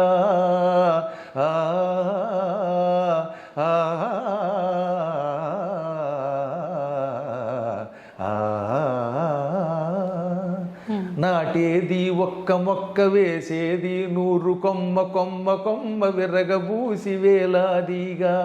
ఇక కాయాలి బంగారు కాయలు, భోంచెయ్యాలి మీ పిల్లకాయలు. ఎంత అందమైన అర్థం ఉందో అందులో అన్నమాట. అలా చేయమనండి, ఓపిక తెచ్చుకోమనండి, తప్పక పరమాత్మని అనుగ్రహం మాత్రం కలుగుతుంది. చేసినది ఎక్కడికి వెళ్ళదు, ఎప్పుడూ ఒకప్పుడు వస్తుంది. అది పుణ్యమైన పాపమైన వస్తుంది. గురుగారు, ఖచ్చితంగా అనుభవించాల్సిందే తరతరాలుగా అన్నారు. కానీ అనుభవించాలి అని అంటే చాలా మంది అనుకుంటారు ఈ పూజల వల్ల వీటి వల్ల తగ్గించుకోవచ్చు అంటారు. నిజంగా తగ్గించుకునే అవకాశం ఉందా? తప్పించుకునే అవకాశం లేకుండా కర్మలు 3 రకాలు. ఒకటి ప్రారబ్ధం, ఇంకొకటి సంచితము, ఇంకొకటి ఆగామి. సంచితం అంటే పోగేసుకున్నది, పూర్వం ఎప్పుడో చేసాం, అది బ్యాంక్ బ్యాలెన్స్, FD అనమాట, ఫిక్స్డ్ డిపాజిట్. ఓకే. ఇక రెండవది ప్రారబ్ధం, అంటే ఇప్పుడు మనం చేస్తున్నది, అనుభవిస్తున్నది. మీరు ఇడ్లీ కడుపులోకి పంపేశారు, ఆ ఇడ్లీ ఎఫెక్ట్ చూపిస్తుంది. అది మంచి ఇడ్లీ అయితే ఆరోగ్యంగా ఉంటాం. ఏ ఇక్ష్వాకుల కాలం నాటి ఇడ్లీయో పాతకాలం చట్నీయో వేసుకు తింటే వికారం పెడుతుంది. ఈ మధ్యన మాతో ఒక ఆవిడ లంకొచ్చి కాస్త 4 కారపోస్తాను కానీ ఇంటికి వచ్చిన తర్వాత 3 రోజుల పాటు రోజు బాత్రూమే. అంటే మరి తిన్నది కదా, తిన్న ఎఫెక్ట్ పడతారు. అది ప్రారబ్ధం. ప్రారబ్ధం అంటే ఒకసారి నీ శరీరంలో ప్రవేశించేసింది, ఇక అనుభవించాలి, దాన్ని ఎవడో ఏం చేయలేడు. మందు వేసినా కూడా ఆ పూర్తిగా దాన్ని కంట్రోల్ చేయదు, కొంచెం కొంచెం కొంచెం తగ్గిస్తుంది. ముందు మొత్తం మీద ఆ చెత్త పోవలసిందే. అంతే. అందువల్ల ప్రారబ్ధ కర్మ అంటే అనుభవించి తీరవలసిన కర్మము. దానికి ఉదాహరణ చెప్పారన్నమాట. తిన్న తిండి ఇంక లోపలికి వెళ్ళాక దాని ప్రభావం ఎలా చూపిస్తుందో అలా చూపిస్తుంది. సంచితం అని ఉంది కదా, పోగేసుకున్నది, అది వదిలించుకోవచ్చు. ఎలా గురుగారు? ఇప్పుడు మీ FD ఉంది, మీకు 10 లక్షలు ఉన్నాయి అనుకుందాం కాసేపు, దేవుడి దయ వల్ల. ఆ 10 లక్షలు మీకు నా మీద అభిమానం కలిగితే నాకు ఇచ్చేయచ్చుగా. మీకు పద్మాకర్ గారి మీద అభిమానం కలిగింది, ఆయన ఏదో పురాణ మండపం కడుతున్నాడు, ఆయనకి ఇచ్చేద్దాం అనిపించింది అనుకోండి, ఇచ్చేయచ్చు. ఇవ్వాలనుకుంటే ఇచ్చేస్తే ఇంకా డబ్బు పోయినట్టే. అంటే కంగారు ఏం పడద్దు, నేనేం మిమ్మల్ని అడగను, మీరు ఇవ్వక్కర్లేదు. కాబట్టి సంచితం వదిలించుకోవచ్చు. ఆగామి అంటే భవిష్యత్తులో చేయబోయే పనులు, ఇవి కూడా మనం అదుపులో పెట్టుకోవచ్చు. మనం కావాలంటే కొన్ని పనులను అదుపులో పెట్టుకోవచ్చు, అవి తొలగించుకోవచ్చు. ఈ సంచితము ఆగామి తొలగించుకోవడానికి ఈ అర్చనలు, పూజలు, ప్రయత్నాలు పనికొస్తాయి. ప్రారంధం మాత్రం చచ్చినట్టు అనుభవించాలి. కానీ అక్కడే ఉన్నది. ఎక్కువ భక్తితో భగవంతుడు పట్టుకోవడం ఎటువంటిది అన్నారు అంటే, ఒక అపవిత్ర ఆహారం తిన్నారు, పనికిమాలిన ఆహారం, దాని ఎఫెక్ట్ వల్ల చచ్చిపోకుండా మందు వేసుకుంటే ఏమవుతుంది, కొంత నీరసం వచ్చినా తగ్గుతుంది, ఏదో వాంతులు అయ్యేయండి, అవును. తర్వాత మందు వేస్తే కట్టుబడుతుందా లేదా, అలా ప్రారంధంలో కొంత తగ్గించుకుంటాం. కాబట్టి కర్మలను కూడా మనం భగవదర్చనతో కొంతవరకు నియంత్రిస్తాం, కానీ పూర్తిగా నియంత్రించలేము, ఎంతో కొంత అనుభవించాలి. ఒక్క సద్గురువుల అనుగ్రహం, నిజమైన సద్గురువు నేను చెప్పేది. ఇవాళ అందరూ సద్గురువులు అనుకోండి, ఎవడబడితే వాడు జాయ చక్రాంత కంటే ఎక్కడ కుదురుతుంది. ఇప్పుడు మేము మీకు ఒక మార్గం చూపిస్తాం, కానీ పూర్తిగా మిమ్మల్ని బాగు చేయలేము. కరెక్టే గురువు. ఇలాగ మోసం చేస్తున్నారు కొంతమంది. ఎవడికాడే నేనే సద్గురువుని అంటాడు. ఏం సద్గురు? అసద్గురువులు ఇవి. ఇవి ప్రమాదకరమైనవి. గురువు ఒక మార్గం చూపిస్తాడు కానీ సంపూర్ణంగా అనుగ్రహించలేడు, కానీ అరుదుగా కొంతమందిని అనుగ్రహించగలుగుతారు. అందరినీ చేయలేము. ఎక్కడో ఏ విశ్వామిత్రుడు లాంటి వాడో త్రిశంకుడిని స్వర్గానికి పంపగలిగాడు, కానీ అందరినీ పంపగలవా? ఏ వశిష్ఠుడో ఎవరినో పంపించాడు. అందువల్ల అరుదుగా కర్మలను కూడా తగ్గించి వాళ్ళని ముక్తికి పంపించే శక్తి కలిగిన వాళ్ళు కొందరు ఉంటారు, కానీ అది కొంచెం కష్టం. మార్గం చూపిస్తారు, కాబట్టి కొంత కర్మ అనుభవించక తప్పదు అన్నమాట. ఓకే గురువుగారు, దైవాంశ సంభూతుడు అని చెప్పి మనుషుల్ని అంటూ ఉంటారు కొంతమంది, కారణ జన్ములు అని, దైవాంశ సంభూతుడు అని. అంటే ఏంటి గురువుగారు? నిజానికి ఈ ప్రపంచంలో అందరూ దైవాంశ సంభూతులే. దేవతా శక్తి లేకుండా అసలు మీరు పుట్టరు. కానీ అది కొంతమందిలో ఎక్కువ ఉంటుంది, కొందరిలో తక్కువ ఉంటుంది. అందువల్ల ఇప్పుడు మీరు చక్కగా మాట్లాడి వ్యాఖ్యానం చేస్తున్నారే, ఈ వ్యాఖ్యానం చేసే మాట ఆ దేవతలు ఇచ్చింది. అందువల్ల మీరు దైవాంశ సంభూతురాలే. ఒక ఆయన బాగా కెమెరాను పట్టుకుని చక్కగా షూట్ చేస్తారనమాట. ఓహో ఈయన ఈ యాంగిల్లో అయితే బాగుంటాడు, పద్మాకర్ గారు ఇలా అందంగా ఉంటాడని. కొన్ని ఛానల్స్ వాళ్ళు నన్ను చూపిస్తారు, కర్మ ఎంత తెల్లగా ఉన్నా నేను కూడా అక్కడ నల్లగా కనపడతాను అంటే వాడికి అందులో దైవాంశం తక్కువ ఉందనమాట అందులో. కాబట్టి ఆయనకి కెమెరాలు ఆ రంగంలో ఉన్నది. కొందరు బాగా పాడతారు, కొందరు బాగా మాట్లాడగలుగుతారు, కొందరు తినగలుగుతారు. తినడం కూడా దైవాంశే, తింటే అరుగుతుందిగా. కాబట్టి అందరూ కారణ జన్ములే. తానెందుకు పుట్టాడో తెలుసుకుని ఆ కారణమును సఫలీకృతం చేసుకున్నవాడు ధన్యాత్ముడు. కొందరికి తెలియదు తాను ఎందుకు పుట్టామో, పట్టించుకోరు, ఆ శక్తుల్ని వృధా చేసుకుంటున్నారు. అందువల్ల మనం సాధన చేస్తే దైవాంశతో పుట్టిన మనం దైవం అవ్వచ్చు. సాధన చేయకపోతే దైవాంశతో పుట్టిన ఎందుకు పనికి రాకుండా అయిపోతాడు. ఎంతో మంది అలాగే మట్టిలో పుట్టి మట్టిలో కలిసిపోతారు, పుట్టలో చెదలు పుట్టినట్టుగా పుడుతున్నారు. కాబట్టి సాధన చేసి ప్రతి వ్యక్తి గొప్పవాడు అవ్వచ్చు. అందుకే భీష్ముడు చెప్పాడు మహాభారతంలో, ఎక్కడ విరాట పర్వంలో, ఉత్తర గోగ్రహణం ఉంటుంది కదా, పాండవులు మారువేషంలో ఉన్నారేమో పట్టుకోవడానికి, విరాటరాజు గారు ఆవుల్ని పట్టుకోవడానికి దుర్యోధనాదులు వెళ్ళారు ఉత్తరం దిక్కున ఉన్న ఆవుల్ని పట్టుకోవడానికి. అప్పుడు ఆయన పాండవులు ఎందుకు వల్ల గొప్పవాళ్ళు అవుతారో చెప్పాడు దుర్యోధనాదులతో. నల్లవు నిక్కమాడె నృపనందను ముందట ద్రోణుడొక్కడు తెల్లముగాగా బాహుబల ధీబల దైవ బలంబులప్ప వర్తిల్లుదురు అన్నాడు ఆయన. అంత పద్యం అక్కర్లేదు, కానీ ఈ ఒక్క ముక్క మనకు కావాలి. పాండవులకి మొదట బాహుబలం ఉన్నది, పుట్టుకతో బాహుబలం ఉన్నది, శరీర బలం ఉన్నది. ఇక్కడ బాహుబలం అంటే చేతులది కాదు, కేవలం శారీరక బలం ఉన్నది. అది మన చేతిలో లేదు కదా, మన తల్లిదండ్రులు హెరిడిటీగా ఇస్తారు, జీన్స్ అంటాం. పుట్టుక మన చేతిలో లేదు కనుక బాహుబలం అనేది మన చేతిలో లేదు, కానీ మొత్తం మీద వాడు పుట్టడంతో శరీర బలంతో పుట్టారు, అది అదృష్టం. రెండవది బుద్ధిబలం ఉన్నది. ధీబలం అంటే బుద్ధిబలం. ఈ బుద్ధిబలం పుట్టుకతో కొంత ఉంటుంది, బాగా పెంచుకోవడం వల్ల పెరుగుతుంది. మీ దగ్గర అందరికీ జ్ఞాపక శక్తి ఉంటుంది, కానీ దాన్ని ఏం చేయాలి? పదులు పెట్టాలి, సాధన చేయాలి. చేయగా ఏమవుతుందన్నమాట, బాగుపడుతుంది. నేను చూసిన ఒక యాంకర్ ఉండేది, నెత్తి ఉండేది ఆవిడికి. నేను చెప్పి ధైర్యం చెప్పగా ఇప్పుడు అద్భుతంగా మాట్లాడేస్తుంది. అస్సలు నెత్తి లేదు, సాధనతో పోగొట్టుకుంది. అంటే ప్రాక్టీస్ మేక్స్ మ్యాన్ పెర్ఫెక్ట్ అంటే ఇదే. కాబట్టి సాధనతో దీబలాన్ని పెంచుకోవచ్చు. బాహుబలం మన చేతిలో లేదనుకోండి, బుద్ధిబలం దేవుడిచ్చిందని కూడా ఏం చేయొచ్చు అనమాట, పదును పెట్టుకోవచ్చు. పాండవుల దగ్గర దేహబలము బుద్ధిబలంతో పాటు దైవ బలం ఉన్నది. వాళ్ళు బాగా భక్తులు, కృష్ణుడిని పట్టుకున్నారు. ఈ మూడు బలములు ఉన్న వాళ్ళకి ఎప్పుడూ తిరుగు ఉండదు. కాబట్టి ఈ మూడు బలములను మనం పెంచుకోవచ్చు. పెంచుకుంటే మనం జీవితంలో పైకి వస్తాం. మీకు ఉదాహరణ చెప్తాను. నా చిన్నప్పుడు నాకు కూడా తెలియదు ఇంత జ్ఞాపక శక్తి ఉన్నట్టుగా. ఇంచుమించుగా 5 ఏళ్ళు 6 ఏళ్ల వయస్సులో అనుకుంటాను, సుందర శివరావు గారిని ఒక ఆయన ఉండేవారు ఉంగుటూరు అనే ప్రాంతంలో. ఆయన నన్ను చూచి మా నాన్నగారిని, ఈ కుర్రాడు ఏం చెప్పినా అప్పచెప్పేస్తున్నాడండి, ఇటువంటి వాడిని బాగు చేద్దామని అల్లసాని పెద్దన గారి మనుచరిత్రలో ఒక పేజీ గద్యం ఉంటుంది. ఏమిటి గద్యం? పద్యాలు గద్యాలు అని ఉంటాయి కదా. పద్యం ఏమో ఎలాగో ఉత్పలమాల, చంపకమాల ఇలాంటివి. ఇవి కాకుండా అప్పుడప్పుడు ఏం చేస్తారన్నమాట, ఏకధాటిన ఒక వచనం ఇస్తారు, పెద్ద పారాగ్రాఫ్ లాగా. పెద్ద పారాగ్రాఫ్. అలాంటి గద్యం ప్రథమ స్కంధంలో ఉంది, మొదటి ఆశ్వాసంలో, ప్రథమాశ్వాసంలో. పరీక్షించడానికి ఆ వచనం నా చేత చదివించి తొందరగా అప్పచెప్పంటే 5 నిమిషాలు కూడా పట్టలేదు, చదివి అప్పచెప్పేశాను నేను. అప్పుడు నాకు ప్రాక్టీస్ చేయటం వల్ల ఎంత లాభమో తెలిసింది. అందువల్ల ఇన్ని పుస్తకాలు కంఠస్థం చేశాం. ఓ పెద్ద పేజీ అనమాట. ఓ సిద్ధుడు ఉన్నాడు, ఆ సిద్ధుడు తీర్థయాత్రలు చేశాడు.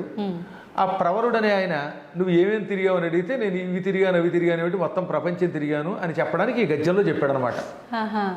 అది ఎట్లుండే వినుము గృహస్థరత్నంబ లంబమాన రవిరథ తురంగ శృంగార చారు చామరచ్చట ప్రేక్షణ క్షణోద్గ్రీవ చమర సముదయంబగు ఉదయంబునంగల విశేషంబులు శేషపడికి నేను లెక్కింప శక్యంబే అంధకరిపు కంధరావాస వాసుకి వియోగ భవ దుర్వ్యథ భోగ భోగిని భోగ భాగ పరివేష్టిత పటీర విటపి వాటిక వేల్లదేలాలత వలయంబగు మలయంబునంగల చలువకు విలువయ్యది అకటకట వికట కోట కోటి విటంక శృంగాట గాఢోకమాన జరదిందు బెంబగళదమృత దుర్దిన నాద్రీకృత సల్లకి పల్లవ ప్రభంజన పరాంజన హస్తిహస్తంబగు మణిప్రస్తరంబుల విశ్రాంతి చింతించిన మేనం పులకలిప్పుడు బొడమెడు స్వస్వ ప్రవర్ధిత వర్ధిష్ణు ధరణీరుహ సందోహ దోహద ప్రధాన సమాన కేల దైల బిల విలాసిని విలాస వాచాల తులా కోటి కలకలా హూయమాన మానస మదాలస మరాళంబగు రజత శైలంబు నోలంబులం కాలగడు విహార ప్రదేశంబులంగన్న సంస్కృతి క్లేశంబులు వాయవే సతత మద జలశ్రవణ పరాయణైరావణ విషాణ కోటి సముట్టంకిత కటక పరిస్ఫురత్కురువింద కందళ వ్రాత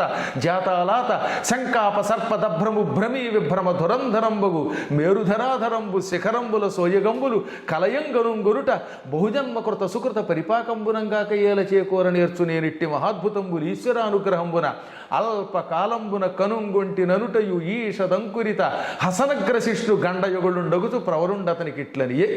అమ్మో గురువుగారు నేనేం మాట్లాడలేను, దండం పెట్టడం తప్ప. ఇదేనా మీరు ఆ రోజున చెప్పింది? 5 ఏళ్ల వయస్సులో కంఠస్థం చేసింది. అమ్మో, అప్పటికి ఇంకా నేను అక్షరాలు కూడా సరిగ్గా రావు. కాబట్టి చెప్పొచ్చేది ఏంటంటే ఇటువంటి గద్యములు ప్రాక్టీస్ చేస్తూ వస్తాయని తెలిసింది కదా. ఓహో జ్ఞాపక శక్తి ఉందనుకుని పురాణములు చదువుతుంటూ వచ్చాయి. అందువల్ల మనందరం కూడా మన శక్తులను అభ్యాసం ద్వారా కొంత పెంచుకోవచ్చును. అభ్యాసం ఎవరినైనా గొప్పవాడిని చేస్తుంది. ఇలాంటి వచనములు మీకు ఓపిక ఉంటే ఒక 200-300 ఒకే రోజు అప్పచెప్పగలరు. అందువల్ల మీకు నాకు కూడా సమయం లేదు కనుక ప్రస్తుతానికి ఇక్కడికి ఆపుకుందాం మనం. అత్యద్భుతమైన మన కావ్యాలు విని మన భారతదేశంలో శక్తివంతులు ఎంతోమంది ఉన్నారు. అలా ఇలాగే ఎన్నో సాధనలు చేసే వాళ్ళంతా పైకి రావాలని కోరుకుందాం.